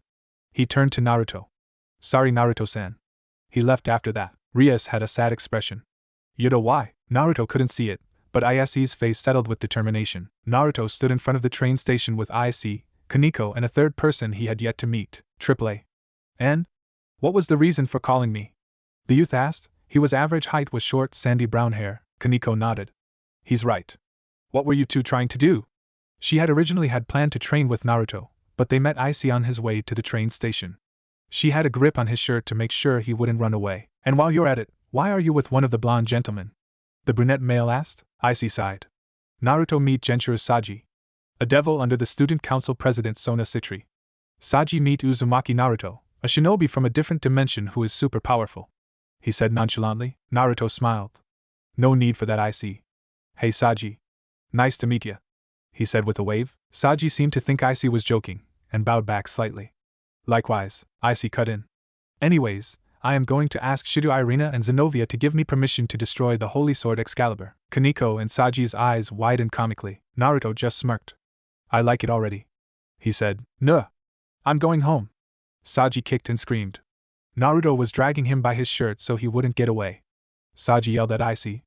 Hayate. Why me? It's your group's problem, right? I belong to the House of Citri. I shouldn't take part of this at all. And let me go, damn it. Saji was crying. Don't say that, Saji. The only devil that I know who seems willing to help me is you, Icy said. Saji seemed to squirm more. Bullshit. There's no way that I'll help you. I'm going to get killed by Kaichiro. He turned to Icy as best as he could. Your master, Rias-senpai, might be strict and kind. But you know what? You know Kaicho. She's strict and strict. He continued to cry. Icy had the group searching around town for the church duo. Icy asked Kaneko several questions about the situation between Kiba and Excalibur, as well as explained his plan to ask the duo if they could destroy at least one Excalibur. Kiba wants to win against Excalibur and accomplish his and his former comrades' revenge. Zenovia and Irina want to retrieve the Excaliburs from the fallen angels even if they have to destroy them. All we gotta do is see if they'll listen to us devils and Naruto. Naruto smirked. Piece of pie, Kaneko nudged him. Cake, Naruto flushed. Right. Cake. That's what I said. Kaneko turned to Icy. It's a secret from Bucho and the other members, she stated. Icy nodded. When we go it could lead to a fight, so if you guys want to leave when it gets dangerous. Saji doubled his efforts to get away. Let me run now, wow. That's the worst. I'd get killed by Kaicho if I do something like destroying the Excaliburs without her permission. She will definitely torture me. Naruto pulled a little harder. Hey, it's easier to ask for forgiveness than permission. I say that right, Nico-chan? Kaneko nodded. Man up, Genshiro-senpai. I won't run away for a comrade, she pledged. Naruto smiled and rubbed her head, which seemed to please her. Now if only they were easier to find, Icy mumbled. Nico-chan, hold on to Saji for a minute, he said as he tossed the youth that he was dragging to Kaneko. You wa! Saji cried as Kaneko roughly tossed him over her petite shoulder. Naruto stood still for a moment, drawing in neutral nature chakra from the earth. A moment later he opened his eyes. They were the natural golden that usually came with Sannin mode. Found them, he said simply as he led the way, grabbing Saji as he passed Kaneko. Let me go. Saji was once again ignored. After around 13 minutes of walking, Naruto and the group looked at a strange sight. Please give blessings to the lost lamb, please give charity to us on behalf of the Father in heaven. Irina and Zenovia were wearing white robes and were praying on the road. How can this be? This is the reality of the developed country of Japan. That's why I don't like countries that don't have the smell of our beliefs. Zenovia complained to Irina. Don't say that, Zenovia. We lost all the money we had. So we have to rely on charity from these heretics or else we can't get food, you know. We can't even buy a single loaf of bread. Zenovia's eye twitched as she pointed to a crudely drawn painting that could possibly be a saint if one looked hard enough and had a vivid imagination. Humph. It all happened because you bought that fake-looking painting. Irina looked affronted. What are you saying? This painting has the drawing of someone who looks like a saint. That's what the person in exhibition said as well. Zenobia was about to continue when Naruto cut in. Yo! He greeted. You need a meal? Delicious. Once again, Japanese cuisine is delicious. Zenobia exclaimed as she wolfed down her food from a family restaurant. Irina matched paces with her. Yes, yes. This is it. This is the taste of the food from my homeland. Icy looked at his wallet, but Naruto stopped him. I got this one, he said. Kaneko nodded. I'll help. This is too much for Naruto-senpai. Naruto shrugged. Suit yourself, Nico-chan. Icy looked at the booth they sat in.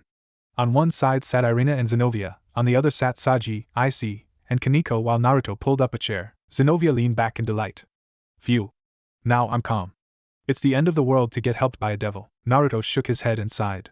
Even though I'm the one paying, she calls me a devil. Zenobia smirked. Blasphemers share the same fate. Naruto looked offended. I'm treating you to food again, and that's what you say. Zenobia looked away in embarrassment. Irina finished her meal and gasped in delight. Phew, thank you for the meal. She then grabbed her cross. Kami-sama, please give charity to these devils. Naruto watched as the three devils of the group grasped their heads in pain. Irina smiled in embarrassment. Sorry, I did it without thinking. Naruto looked confused. Icy turned to Naruto.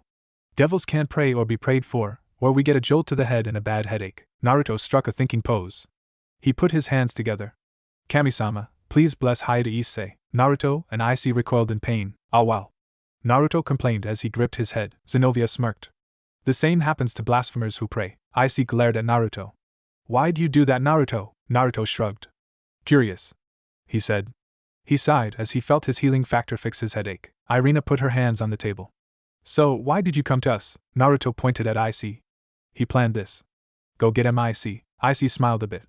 You two came to this country to retrieve the Excaliburs, right?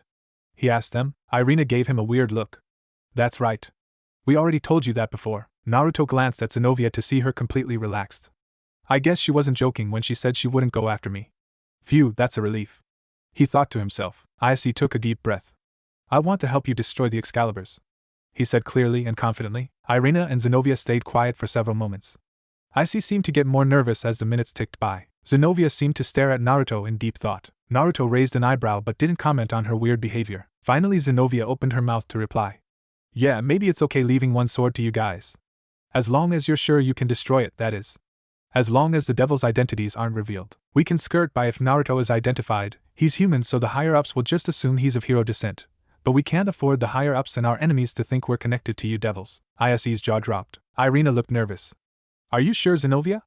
Even though Naruto-san is human, Icy-kun is still a devil, you know? Zenobia sighed as she ran a hand through her hair. Irina. To tell you the truth, it would be really tough to retrieve the 3 Excaliburs and to battle Kokobile with only the 2 of us. I know that, but dash! Zenobia cut her off. The minimum objectives we have to achieve are destroying the 3 Excaliburs or take them back. If ours get stolen as well, then we're better off destroying them beforehand. Even if we use our last resort, we only have a 30% chance that we will succeed and return safely. Irina seemed confused. Even so, we thought that the success rate was high enough to come to this country prepared to put our life on the line. Zenobia crossed her arms and continued. Yeah. The high-ups also told us to continue our mission as well and dispatched us to this country. It's almost self-sacrifice. And isn't that what we, the followers, desire for? Zenobia looked at Naruto with a sense of appreciation. I changed my mind. My beliefs are flexible.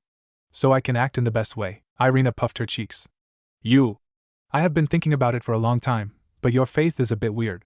Besides, weren't you influenced by Naruto-san? Zenobia nodded. I won't deny it, but I think it's our duty to accomplish our mission and return safely. She stared at Naruto with a predatory gaze. Besides, I have someone I have to beat at all costs, so I can't die.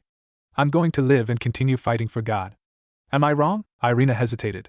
You're not wrong, but Zenobia then glanced at Icy. That's why we won't ask for help from the devils. Instead, we ask for help from a dragon and a hero. Icy looked at his left arm. Naruto held up his hands. Okay, what the hell are these heroes you keep talking about? He asked in annoyance. Zenobia looked at him strangely. You don't know your own heritage? Naruto shook his head. I know my heritage, but I'm not a hero like you keep saying. Irina looked shocked. That's what we always thought you were.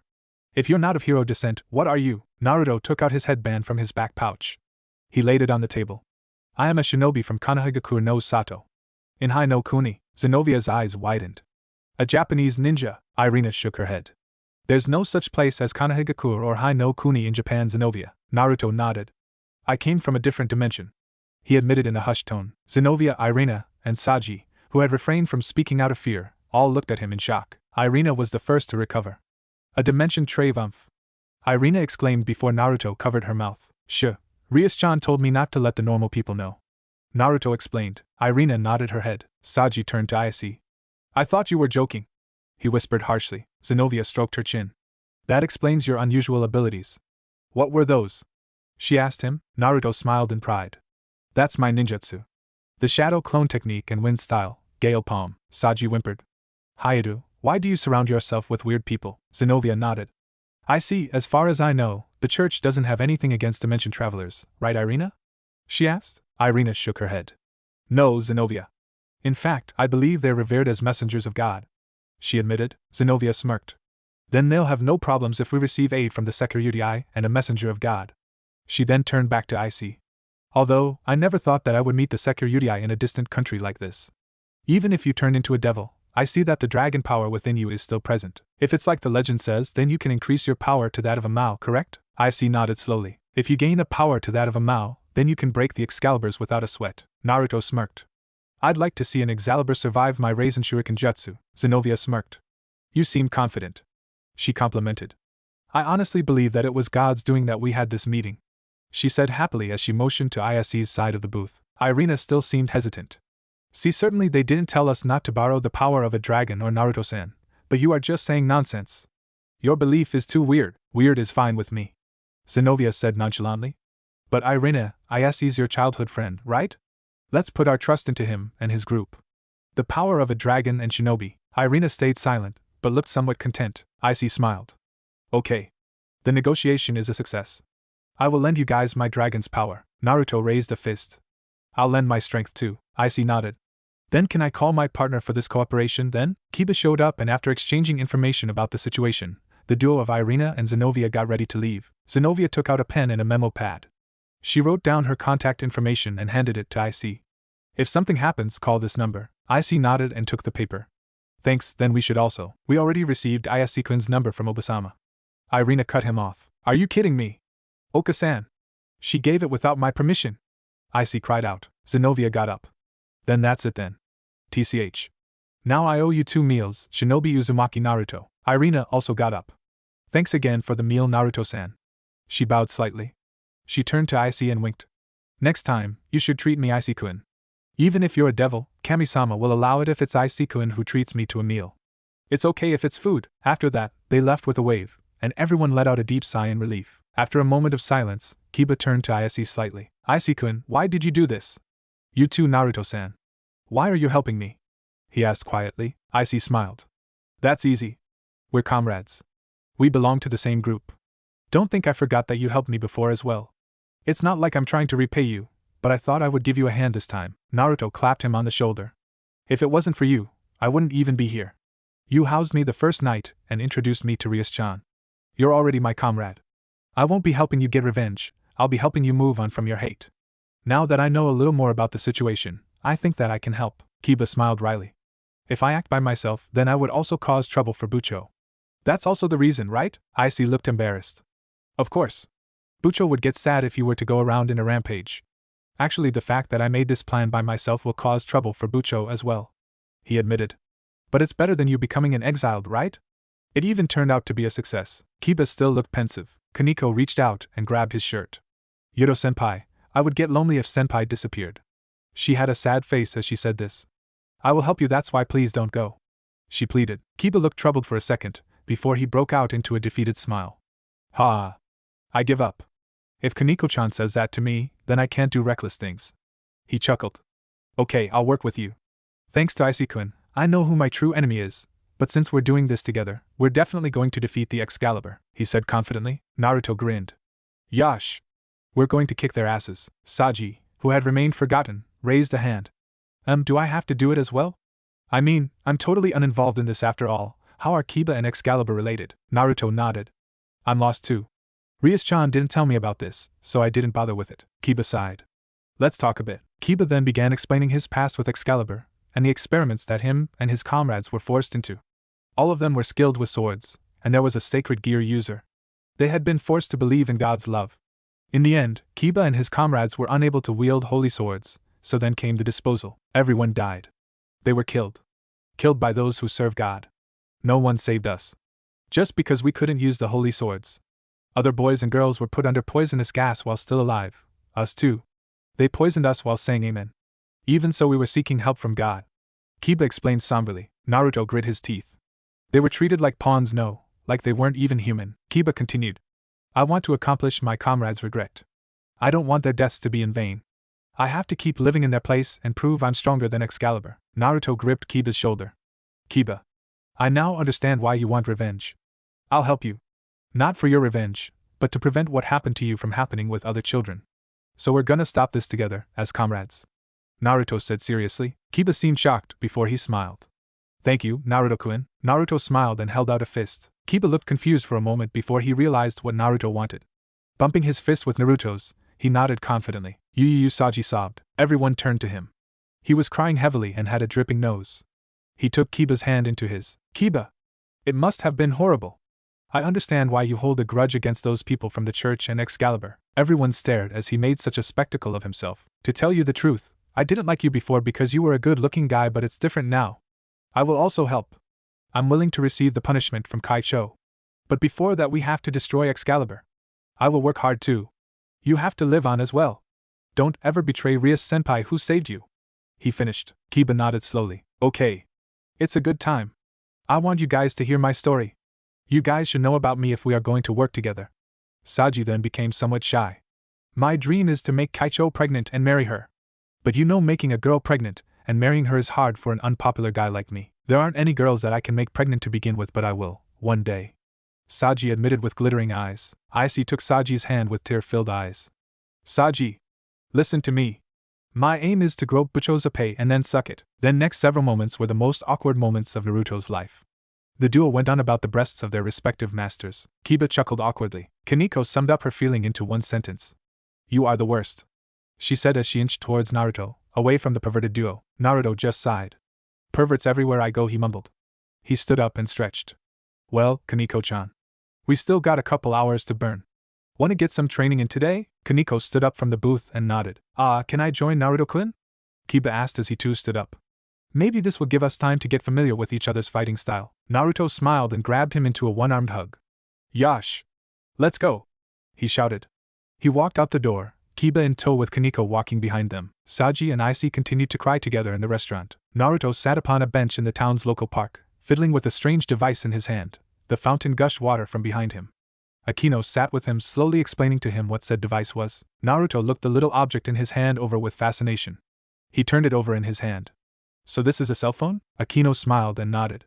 Yes, this is a communications device that lets you speak to anyone who also has a cell phone with them, or a home phone, she explained. Naruto twirled it in his hand.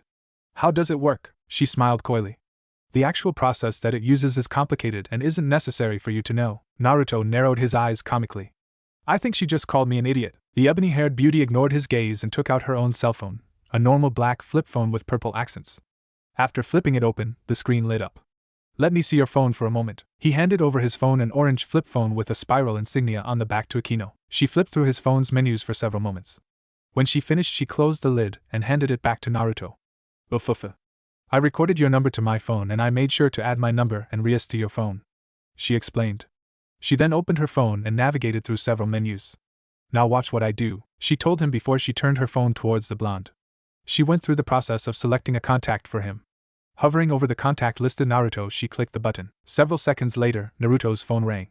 He stared at it in wonder as it vibrated in his palm. An annoying ringing noise sounded from its tiny speaker.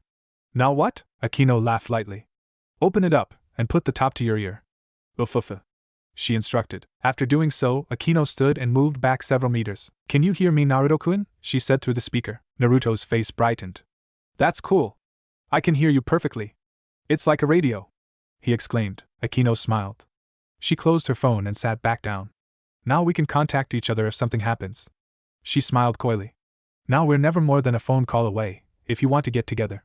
She licked her lips sensually. Naruto was oblivious as he fiddled with his new toy.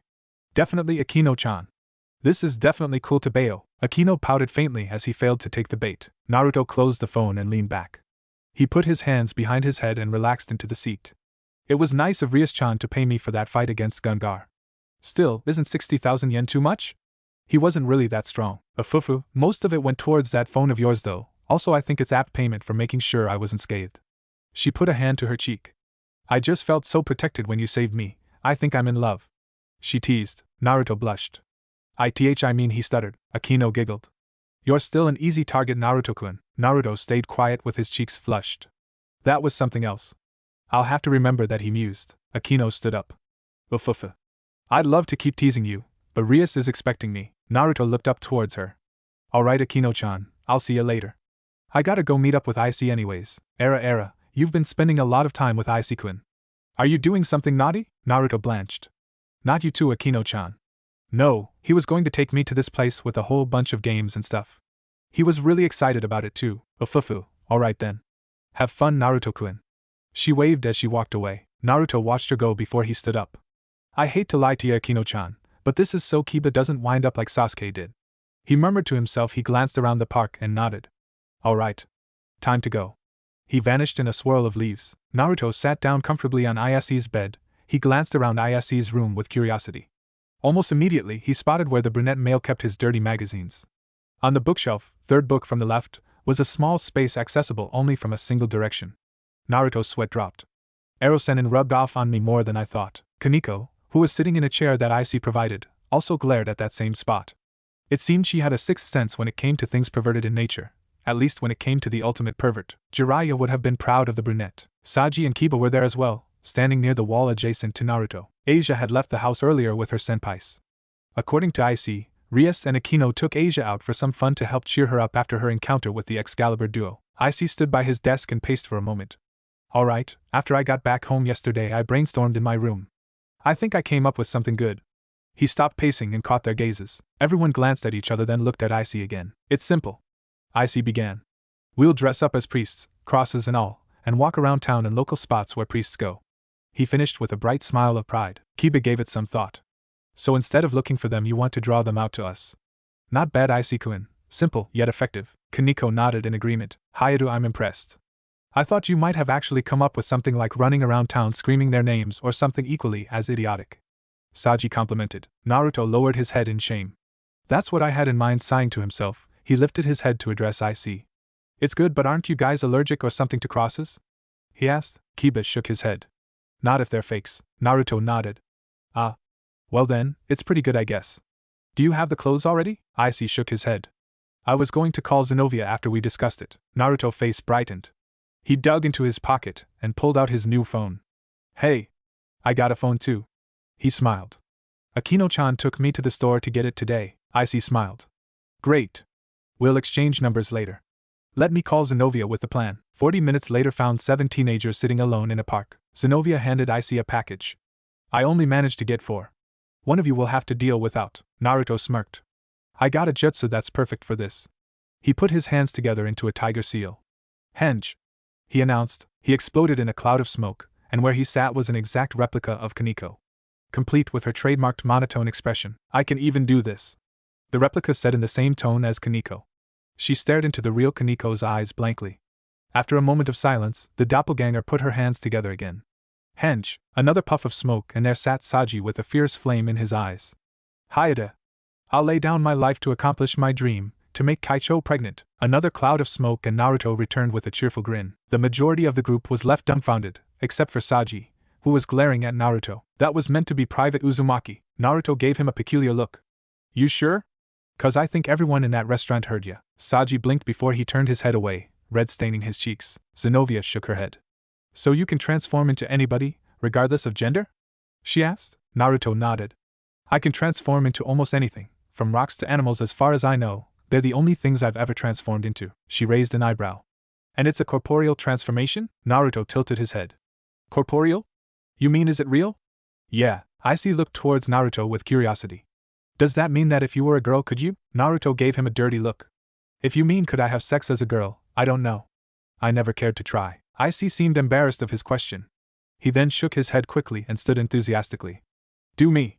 Naruto, transform into me.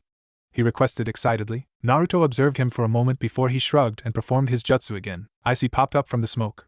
Bucho's a pay. I wanna suck them. The real IC flushed in embarrassment. IC-senpai is the enemy of all women. Kaneko commented harshly. Irina blinked twice. IC-kun became such a perverted person, she exclaimed in shock. She turned her head towards the sky. Is this a test from Kami-sama? Everyone pointedly ignored her outburst. Zenobia herself seemed mildly disturbed by the perverted display. Naruto reversed his jutsu. Anyone else before we continue? He asked almost sarcastically. Zenobia caught his gaze and smirked. I'm curious to see your portrayal of me. She crossed her arms. Naruto sighed before he used his jutsu again. Zenobia faced Zenobia as they sported identical poses, complete with matching smirks as well. Ready to face divine punishment, Uzumaki? Icy shivered. That's too real. Naruto, how can you mimic everyone so well? He asked. Naruto transformed back and rubbed the nape of his neck. I had a lot of practice when I was little. I even made a jutsu I'm sure you would like. Icy. Maybe I'll show you later. He promised. Zenobia nodded. Alright, we did our part, you'll have to do your own investigations. She said this as she stood up. Let's go, Irina. Irina stood up as well. She winked at Icy. Call us if you find anything, she said as she walked off with Zenobia. Icy stood up and raised a fist.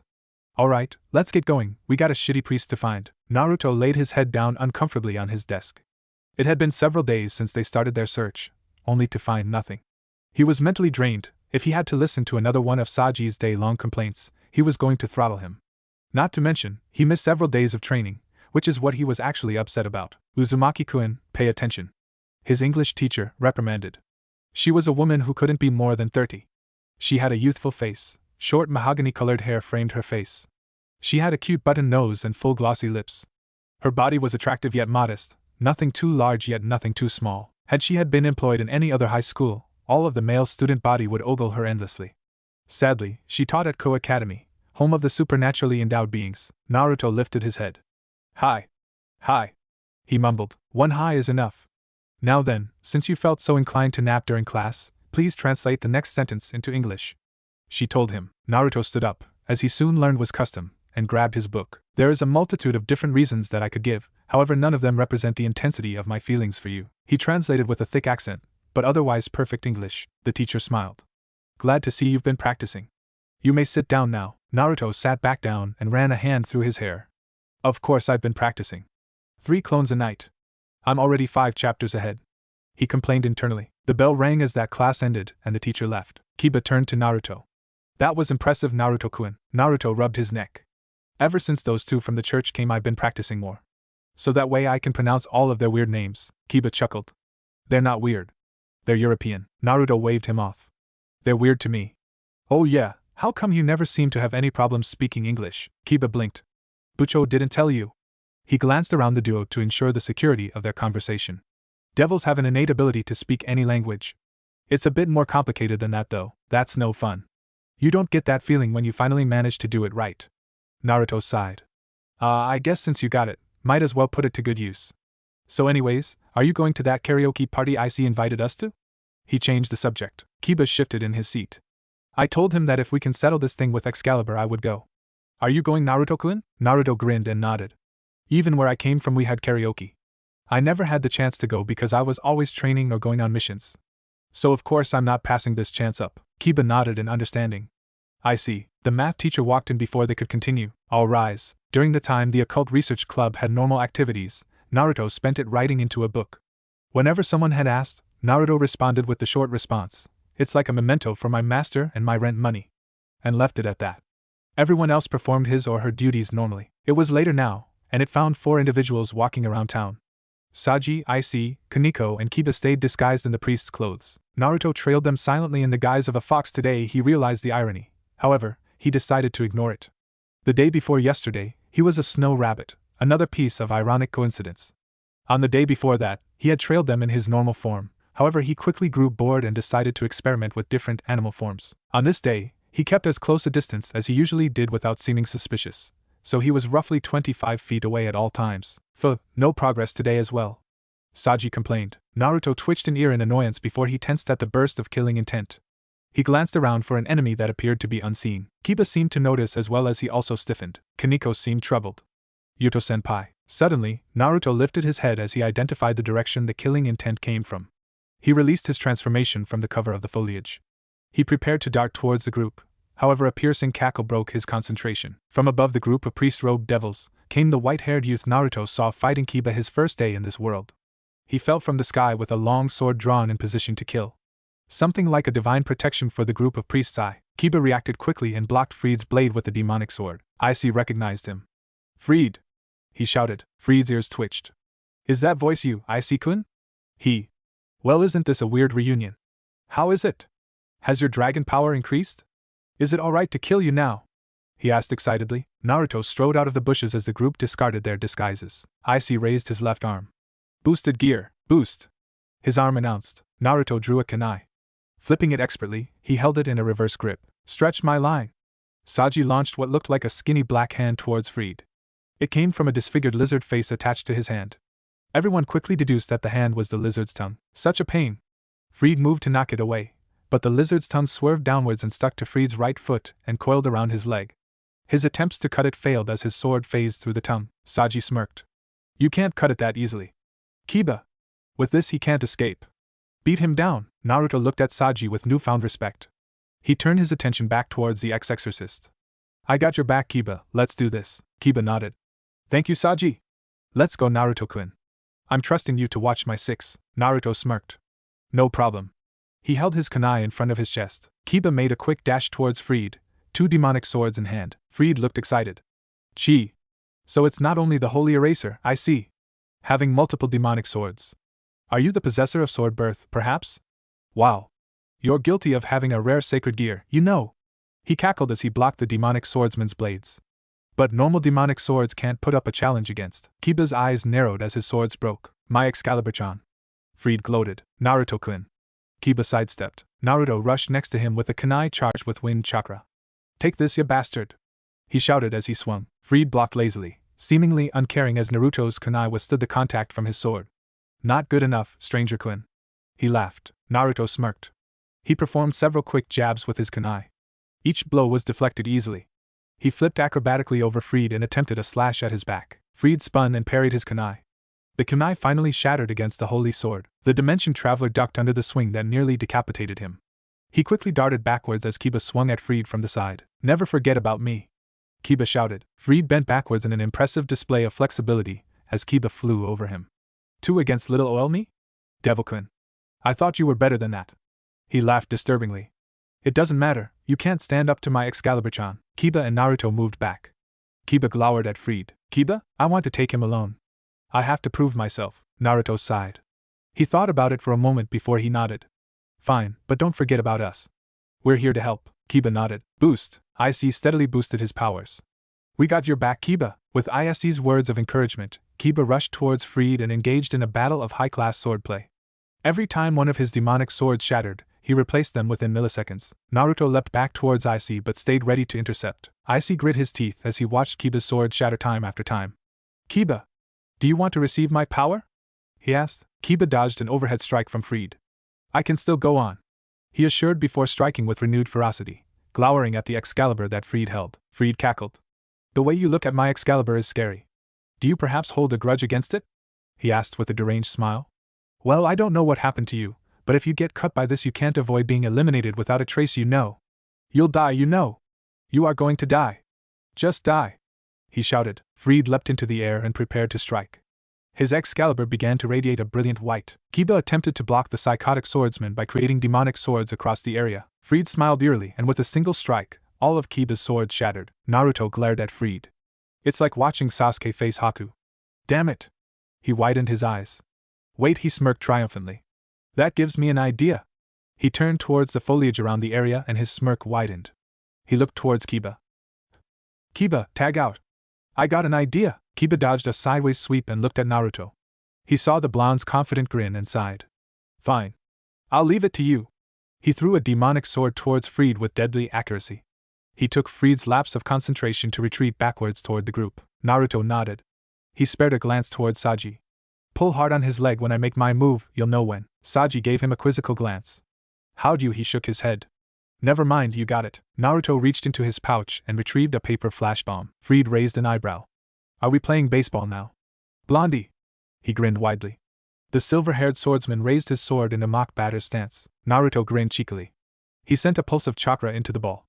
He gave it a light toss as it exploded into a blinding light. When the light vanished, Naruto was gone and a light haze of smoke settled over the ground. BGM, Kenja, Blood Prison OSD. Fried turned and gazed among the trees. Naruto smirked from his hiding spot.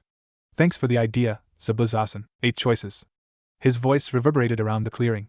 Unknown to anyone other than Naruto, during the flash he had created dozens of clones for this specific purpose. Icy glanced around the clearing, searching for the resident shinobi. Liver, lungs, spine, clavicle vein. Fried turned to the right. Who? That is one seriously nice trick. Naruto ignored Fried's comment. Neck vein, the brain. Saji darted his eyes back and forth from voice to voice. Where's it coming from? Kidneys, heart? There are 8 choices to pick from to disable a human target. Which one should I pick? Fried grinned and licked his lips. I like you, Blondie. He raised his Excalibur in preparation. Of course, the trick is to know where to defend. He laughed. And all surprise attacks come. He turned and swung Excalibur at Naruto, who was behind him. From behind, Naruto's eyes widened in disbelief as Excalibur cleaved him in half. And BGM, Kaneko hitched her breath. No, Kiba clenched his fist in anger. Not again. Naruto-kun, Fried cackled in satisfaction before a puff of smoke exploded in his face. BGM, the mission, Road to Ninja OSD, you're right. I'm behind ya, bastard. Naruto roared from behind Fried, armed with a Rasengan clutched in his palm. Take this. Rasengan. Fried turned quickly and brought his sword up to block. The rotating sphere of chakra clashed with the legendary sword. 2 opposite forces battled for dominance. Naruto narrowed his eyes as he pushed against the holy weapon. He felt his Rasengan begin to destabilize. He gave one final thrust and smiled when a minuscule crack formed on the blade near the tip. He released his jutsu and dashed backwards as the blade swerved off course. And BGM, the blonde shinobi grinned as he met up with the group once again. Now's your chance, Kiba. Go out there and kick his ass. He encouraged. His fellow blonde gave a nod of gratitude. He turned towards Icy. Will you support me, Icy-kun? The ultimate pervert smirked. Anytime. Here we go. Gift, transfer. Kiba's was filled with draconic energy as a demonic aura surrounded his body. He smiled. With this, I can end this battle. Naruto glared at Saji while Kiba stood amazed at his own power. What the hell? Didn't I say pull his leg? He demanded his answers. The student council member blushed in embarrassment. I'm sorry. I thought you were dead when he cut you in half. He apologized. Naruto put a hand to his forehead. It's so hard to find good help these days. It's like you're a greenhorn genin. He sighed. Fine. I'll let it go this time. But next time be prepared, damn it. At Saji's nod he turned towards Kiba once again. Kiba observed the surroundings before he came to his decision. He closed his eyes in concentration. He held his arms outwards and furrowed his brow. Slowly the demonic energy that engulfed him redirected itself towards his open palms. 2 blades formed in his hands. One was a pale aqua straight sword whose blade was thin and slender, while the other was a pitch black sword with trims of gray along the blade. Kiba opened his eyes and smiled sheepishly. I will admit, I saw these in an anime once. The names of the blades you will face, Fried Zelzen, are the Dark Repulsor and Elucidator. He declared. Fried appraised the demonic swords with a bloodthirsty smile. He licked his lips. Bring it, Devil-kun. Kiba rocketed towards Fried with a ferocious cry. He lashed out at the former exorcist with expert precision. What followed next was a battle between swordsmen that could have rivaled a battle from the 7 swordsmen of the mist in sheer ferocity. For once, Naruto wished he had a Sharingan to record this epic confrontation. The clashing of metal continued for several moments. Fried then danced around Kiba's latest strikes with masterful grace. He retaliated with a quick thrust from his blade. Kiba raised his weapons into a defensive cross stance. He braced himself but was unprepared for the multitude of strikes that came from the silver-haired exorcist. He buckled under the pressure from Fried's Excalibur. Fried ceased his attack and cackled. I guess I should have mentioned Devil-kun. My Excalibur is Excalibur rapidly. It can't lose in terms of velocity. He boasted. Kiba glowered at the manic exorcist. His arms had gone numb from the vibrations in his swords. Fried licked his lips. I do have to give you credit though. Those demonic blades you got there aren't half bad. Too bad their wielder is a piece of shit devil. Haha. He raised his blade and prepared to end Kiba's life. Suddenly, a flying kunai was by his face, forcing him to dodge. Its direction came from the trees in the area. Not gonna happen! Saji yelled. He reeled his arm as if he had been fishing. Fried stumbled as the tongue still attached to his leg yanked him backwards. He glared at the offending appendage as a shallow light flowed from his leg to Saji's sacred gear. Fuck is this? Shit! You're absorbing my powers! You little shit! Fried cursed loudly. Saji smirked. How's that? This is my sacred gear absorption line. As long as this line is connected to you, my sacred gear will continue to absorb your power. He gloated. Fried clicked his tongue in annoyance. Dragon-type sacred gears are always most annoying type. He shifted his gaze between Saji and Icy. The initial ability isn't worth shit, but when it grows, the destructible power surpasses other sacred gears on a whole different fucking level. Scary. Man, that's such a goddamn nuisance. Naruto blinked. Wasn't there someone who cursed a lot in the Akatsuki? He asked himself. What was his name again? Jashin?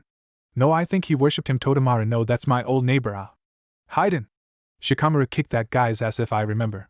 He reminisced. Freed began to swing his Excalibur rapidly at the ethereal line attached to his leg. Naruto concentrated on Freed. He laughed internally at the stupid expression Freed displayed as he continued to fail. Kiba twisted his arms as he felt the feeling in them return. He gave Saji a nod of thanks. Saji gave the Knight of Rias a thumbs up. He grinned towards Freed. One more time. Freed raised an eyebrow. The foo dash. He was cut off as Saji pulled on the cable that connected the two. He lost his balance and raised his blade instinctively. Kiba had taken the moment to rush Freed with both swords poised to kill. Unfortunately for the blonde swordsman, Freed's instincts were better than he had anticipated. Time seemed to slow for a moment as Kiba swung the elucidator at Freed. The dark repulsor wasn't far behind. His eyes caught sight of a crack near the tip of Excalibur that Naruto had made earlier. He smiled triumphantly. He utilized his knight speed and changed the trajectory of the pale green blade to attack that location specifically. Time resumed its normal pace as the black blade shattered against the base of Excalibur. The dark repulsor struck true and smashed against the weak point of the blade. Kiba frowned when he noticed his attack had little effect, save for a larger, more noticeable crack on Excalibur. He backtracked and prepared to create new swords when an unfamiliar voice spoke up. Sword birth, huh? It's a sacred gear that can have an infinite number of powers depending on the possessor. Everyone turned towards the voice to see an aged man standing in the shadows of a building. He was garbed in traditional priest robes. Is that you, old man Valper? Freed grinned. Kiba's eyes widened. Valper Galilei? He growled. Valper Galilei stood casually. I certainly am. He confirmed. He stared at Freed. What are you doing, Freed? Freed pointed at the lizard's tongue attached to his leg. Old man. I can't run away because of this guy's weird lizard tongue. He complained. Valper glared at the exorcist. You've somehow managed to damage Excalibur. He admonished. Humph. You still can't use the holy sword perfectly yet. If you had used the element I gave you more wisely, either you nor the holy sword would be damaged. How many times have I told you? Gather the holy element that's running throughout your body to the blade of the holy sword. With that, you should be able to cut it. I'll deal with that crack later. Valper explained in an aggravated tone. Freed grinned nastily, seemingly uncaring at Valper's anger. Yeah. His sword began to glow. He swung at the tongue and it sliced through it with ease. Naruto took this chance. He dashed towards Freed once again. Freed saw Naruto move and sneered. He moved to cut down said blonde with a single strike. Naruto watched his wrist carefully, then sidestepped to the right. He charged his fist with chakra and launched to Freed's side. Freed coughed up blood. You little shit. You've been one big pain in my ass, Blondie. Who the fuck are you? He snarled. Valper answered him. Senjutsu master, comparable to Sun Wukong himself. Uzumaki Naruto. Naruto narrowed his eyes at the old man. This guy knows too much. If Erosenin taught me anything, it's that the guys that know a lot are dangerous. Freed gained a crazy smile. So you're the talk of the town. Took down a B-class stray devil single-handedly. I finally got a name for your face, Naruto the Sage-kun? Naruto's sweat dropped at the lame title. Seriously, there's something messed up with the way people name things here.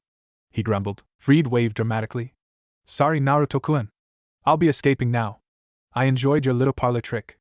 Devil-kun, the next time we meet will be the time of our ultimate battle. I won't let you escape. A voice sounded. Naruto tensed as a figure sped past Naruto and clashed blades with Freed. Naruto relaxed a bit when he saw a streak of blue hair. Yahoo!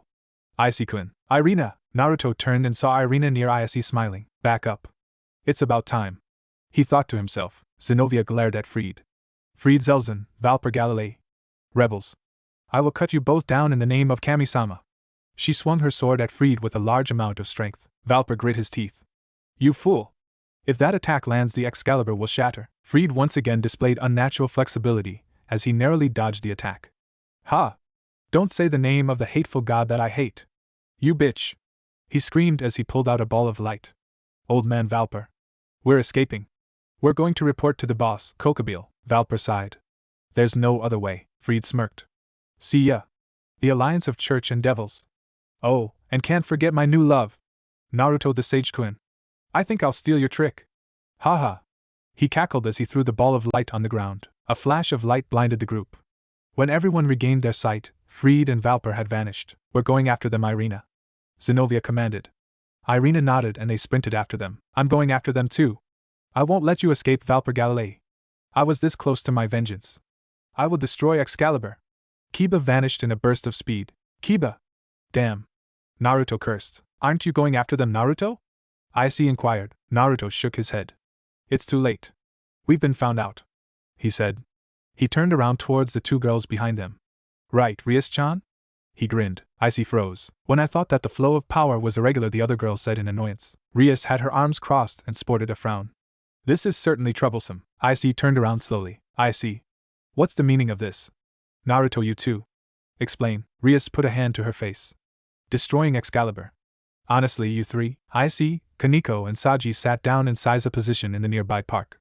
Naruto stood slightly behind them with his hands behind his head casually. The other woman, who Naruto found out was Sona Sona Citri, the student council president and sister to the Mao Leviathan Dash, looked down at Saji with a cold expression. Saji, you were doing something like this behind me? You truly are a troublesome child. Saji grew cold in the face. I'm sorry, Kaicho, he whimpered. Rias sighed. So Yuto went after that person called Valper? Icy answered her. Yes. I think he's with Irina and Zenobia. I think that he's going to call us if something happens, he said it hesitantly. Do you think Yuto, who became an Avenger, would call us normally? Rias countered. Have a little faith, Rias-chan. She ignored Naruto and looked at Kaneko. Kaneko, yes. Why did you do this? Kaneko looked into Rias' eyes. I don't want Yuto-senpai to go away, she said it honestly. Rias looked confused rather than angry. She sighed. She rubbed her brow with her hand. Saying all of this when it has already happened won't change anything, I guess. But what you two did could have affected the world of devils. You understand that, right? Icy and Kaneko nodded their heads. Hi. Hi. She turned to Naruto. You're not off the hook either, Naruto. Naruto scratched his neck sheepishly. What were you thinking? Naruto stayed silent for a moment before he sighed. He crossed his arms and smiled softly. I didn't tell you this, but I didn't come alone to this world. Sona spoke up. He's the one you were speaking of, Rias? Rias nodded and motioned for Naruto to continue. He locked eyes with her. The person who came with me, Uchiha Sasuke, is a good friend who lost himself to his revenge. His brother murdered his entire clan. Rias' eyes gained an understanding light. Icy gasped. The shinobi ignored their reactions. And when we were 13, me and him had a huge battle. We were barely even shinobi. Then he shook his head. His demeanor turned and he frowned. He was leaving the village to join a man who offered him power when we fought. I could feel his emotions from every punch, kick and jutsu he fired at me. I lost that battle and he disappeared. Naruto looked down. 2.5 years passed and I trained with my master. We met again at Orochimaru's hideout. He was Sasuke's teacher. When we met again, he was nothing like the Sasuke I knew. Okay, he was still an asshole, but he wasn't the same. Again I lost him. Naruto grit his teeth. After a while, he finally killed his brother, and after learning the truth of his clan's murder, he completely lost himself to the darkness in his heart. Naruto clenched his fist. He joined up with an organization who wanted to take over the world. They were after 9 specific people to take their power for themselves. I was one of those 9 as well as 2 friends of mine. They started the 4th Shinobi World War. Naruto breathed deeply. So I've seen what revenge can drive a person to do. Rias' expression was stiff. Then why are you helping Kiba? Naruto grinned. See, the problem Sasuke had was that he tried to cut his bonds. Really dumb move on his part. So I'm trying to keep Kiba from trying to do the same. As long as Kiba believes he can rely on his friends, I think he can move on from his hate. If we can get Kiba to acknowledge the hatred in his heart but still move on from it, I think he'll be fine. What makes you so sure? Personal experience. Rias left it at that. Sona had a troubled expression on her brow. You said your friend, Uchiha Sasuke, came here with you. Should we be concerned? You did say he left for a madman. Naruto smiled brighter. Yeah, probably not his smartest idea. He chuckled. But to answer your question, I wouldn't worry about him. The last time we met, we were comrades once again, and shared the same dream. I'd trust him with my life. Sona nodded, content with his answer. Where is he now? Naruto shrugged. Who knows where that jerk's gone to? Probably in China, I think it was. The president nodded once more before turning to Saji. Rias sighed. Fine, if you give me a response like that, I can't really blame you. Honestly, you all are troublesome. Naruto, Icy and Kaneko apologized sincerely. Icy and Kaneko bowed their heads. Everyone turned at the sound of slapping. Saji was there getting a spanking from his master. Sona had Saji kneeling over while she smacked his behind with her hand, which was covered in demonic magic. Looks like you need to reflect on your behavior. Saji was crying. Yuwa. I'm sorry. I'm sorry. Please forgive me, Kaichu. Number 1000 spankings. Naruto sent Saji a pitying glance. Rias spoke as if she didn't notice. I sent my familiar to search for Yuto. Let's go to him with the rest of the club members when he is found. We will decide what to do from there. Okay, the three of them responded with a yes. Suddenly, Rias had engulfed them into a hug. She even managed to get Naruto as well. You three are stupid children. Making me worry so much light energy is so dangerous to you three. And Naruto, you may be strong but you still know so little of our world. If something had happened to any of you, I wouldn't be able to forgive myself. Naruto's eyes widened. He stood stock still as he pondered how to take her response. She was worried about me too. I'm not even a part of her peerage. Why would she care so much about someone she only met about a week and a half ago? She's done so much for me. I need to think. Naruto was having a mental conflict. He was cut from his thinking by a cry from Saji. Yua! Kaichu! They finished with a good atmosphere. Sona continued smacking his bottom. They are them. We are us. Naruto winced as he watched Saji continue to get a spanking. Rias let go of the trio and lit her hand in crimson-colored magic. Now I see. Show me your bottom. Isa's eyes widened comically. It's the master's duty to discipline their servants. You're also getting 1,000 spankings. Naruto, you will watch. I can't spank you, but instead you're going to watch the entire thing. It's the respect you will show for Isa and myself. Understand? Naruto nodded hesitantly. He winced after every smack, as he watched Isa's ass die that evening. Naruto returned home that evening with a sense of dread. He couldn't relax, so instead of entering his apartment, he went to the roof to meditate. Naruto sat down in the lotus position and slowly began drawing in nature chakra. He focused on his breathing as he felt the energy of senjutsu empower him. He remained frozen in his position for hours, slowly gathering extreme amounts of nature chakra, utilizing his enormous tenketsu to store it all. The synergy between his physical, spiritual, and nature chakra brought him a sense of heightened awareness. He could feel everything around him. He felt the energies of his new comrades who were safe for now. He raised an eyebrow when he felt a shockingly familiar feeling from those who he had identified as IC, Asia, Akino, and even the fast-moving Kiba. He slowly returned to the realm of the conscious mind and furrowed his brow. I can't shake this feeling, he whispered to himself. I've felt this sense of dread since I left the park. That's your battle instincts, young man. You have a tough battle coming. Your instincts are telling you to prepare, a man said from behind him. Naruto's eyes widened. He jumped to his feet and turned. The man who spoke had spiky dark brown hair and a blonde fringe. He wore casual dark pants with a dark red striped dress shirt. Naruto prepared a combat stance. I didn't even sense him. The man put his hands up as a sign of nonviolence. If you thought I didn't sense him, then don't worry. I've had thousands of years of hiding experience. Naruto didn't relax as he heightened his guard. Who are you? He demanded. The man put his hands in his pockets. Me? My name is Azazel. The man grinned. What do you want with me? Azazel rubbed the back of his neck.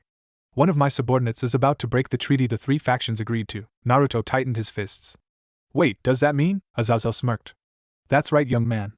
I am the leader of the fallen angel faction, Gregory. As he said this, 12 black wings sprouted from behind him like everlasting darkness. He lifted his hands in a placating manner. Don't worry though, I come in peace. To prove his point, his wings retracted back inside his body. Naruto eyed him warily. Why should I trust you? Azazel smiled. Ah. Keen instinct, worthy of one who calls himself shinobi. Why should you trust me indeed? But I know all about you, Uzumaki Naruto of Konohagakure no Sato. The rumored child of prophecy in some circles. Naruto's eyes widened. How did you know that? He asked hotly. Azazel answered honestly. Young man, if you could travel to this dimension, what makes you think we couldn't peek into yours? Naruto stood stunned. Could this mean can I go back? Should I go back? The Gregory leader knew what was on the blonde's mind. I am sorry, Uzumaki Naruto, but travel into your dimension is and always has been impossible. Naruto's expression disheartened. What do you mean impossible? His tone was desperate. When you first came here, did you notice a lapse in the time? Azazel asked. Naruto nodded. When we left it was October, now it's May. Azazel smiled. Yes, you traveled through the dimensional stream for many months, perhaps even years or even millenniums. There's no way to be certain. However, around a month ago, your dimension became known to us. Unfortunately for us, travel there has always been impossible, although we were treated to various snippets of images that passed through, apparently out of order as well. The very last image I saw of you, you were only 13, while the one before that you must have been at least 16. He explained. Naruto stared in shock. This man knew of him, had seen his home. Wasn't he supposed to be an enemy? Azazel looked at Naruto. You're probably wondering why I would contact you. The truth is, I have a request. Naruto tilted his head. What kind of request? Azazel looked Naruto in the eyes. Help me bring peace to the three factions, he said seriously. Naruto blinked in surprise. Huh? You're really asking me that? Aren't you supposed to be all bad and stuff? Azazel chuckled. Ah yes, well maybe to the devils and angels perhaps. Tell me, do you know why fallen angels have fallen? Naruto shook his head. Well, to be put simply, we became too human. We allowed human emotions to control our actions, whether it be love, greed, wrath, and other such emotions. He scratched his cheek in embarrassment. I fell from heaven because I lusted after human women. Such delectable figures that make you want to dash, Naruto deadpanned as he stared at the governor. All the damn time. Why am I stuck with so many perverts? Azazel coughed into his hand. Anyways, I am tired of the pointless fighting between the factions over grudges that are millennia old. Peace is best. Isn't it? Azazel asked Naruto. Naruto finally let his guard down and nodded. Yeah. Peace is best. You're not too bad, Azazel-san. I'll help as best as I can. Azazel nodded gratefully. That's refreshing to hear. I don't need your help right this moment, but I have a warning. My rebellious subordinate, Kokobile, will strike tonight if my sources are correct. Take this time to gather your strength. He began to move towards the edge of the roof before he stopped. Oh, and don't tell the Gremory princess of this little conversation. The backlash won't be enjoyable. We'll meet again soon, Naruto-kun. With that, he walked off the edge of the building and disappeared. Naruto, who had stayed in Sannin mode the entire conversation, stayed silent for a moment, until he took Azazel's advice and sat back down to gather as much nature chakra as he could. Even as he felt the massive presence by Ise's home, he continued to gather chakra. He stayed that way until his phone rang. He saw it was Rias' number and answered it. Kokobile has declared war. We're at the school. Hurry, got it. He replied. He stood and vanished in a flurry of leaves. The battle for peace, he realized, had just begun. Naruto arrived late as everyone had gathered already, save for Kiba. Rias was conversing with Sona when Naruto walked up to them. Rias, our enemy is a monster with strength above ours. It's still not too late. We should get your Onisama. Rias shook her head. You don't understand, Sona. We have a monster in strength ourselves. She said. Sona shook her head. If you are talking about the Sekiryu, no, Isekun has the potential, but he isn't ready for this. I was talking about Naruto, who is standing behind you. She said. Sona's eyes widened. She turned and saw Naruto standing rather imposingly. His expression was serious as he stood dressed in his burnt orange jumpsuit and a long black headband with a metal piece stitched into it. Over that was a medium-sized scroll on his back. His eyes reflected the nature chakra he had gathered with an impressive gold and sideways slitted pupil. Rias resumed her conversation. He has shown us his power before, but I believe he has not shown us all of it.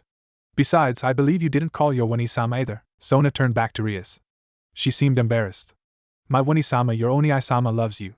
Surzek-sama will definitely move. So she trailed off. I have already informed Surzek-sama, Akino said over their voices. Akino! Rias criticized. Rias, I know that you don't want to cause problems for Surzek-sama. It happened in your territory, in your base. And it happened after the family problem.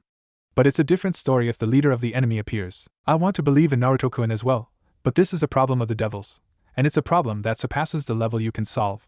Let's borrow the strength of a Mao. Akino argued intensely. Naruto blinked, having not seen this side Akino. Rias looked like she was about to protest before she took a deep breath and nodded. Akino regained her usual smile. Thank you for understanding the situation, Bucho. She turned to the student council president. Sona-sama, Surzek-sama's reinforcements will be here in 1 hour. Sona nodded. 1 hour, I understand. In that time, we, the student council, will vow to continue to place the barriers in the name of the city. She vowed. Rias made her decision as well. She turned to Naruto. Naruto, can we leave Kokobile to you? I am afraid none of us can hold a candle to him as of now.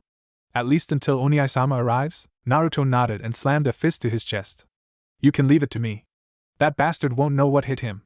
He smirked. She smiled and nodded. We have 1 hour. Now, my servants. We will be the support for Naruto. We will draw Kokobile's attention until we have him in an optimum position for Naruto to strike. I see, you will be Naruto's direct support. Understood? I see, responded quickly. Yes. Rias looked at them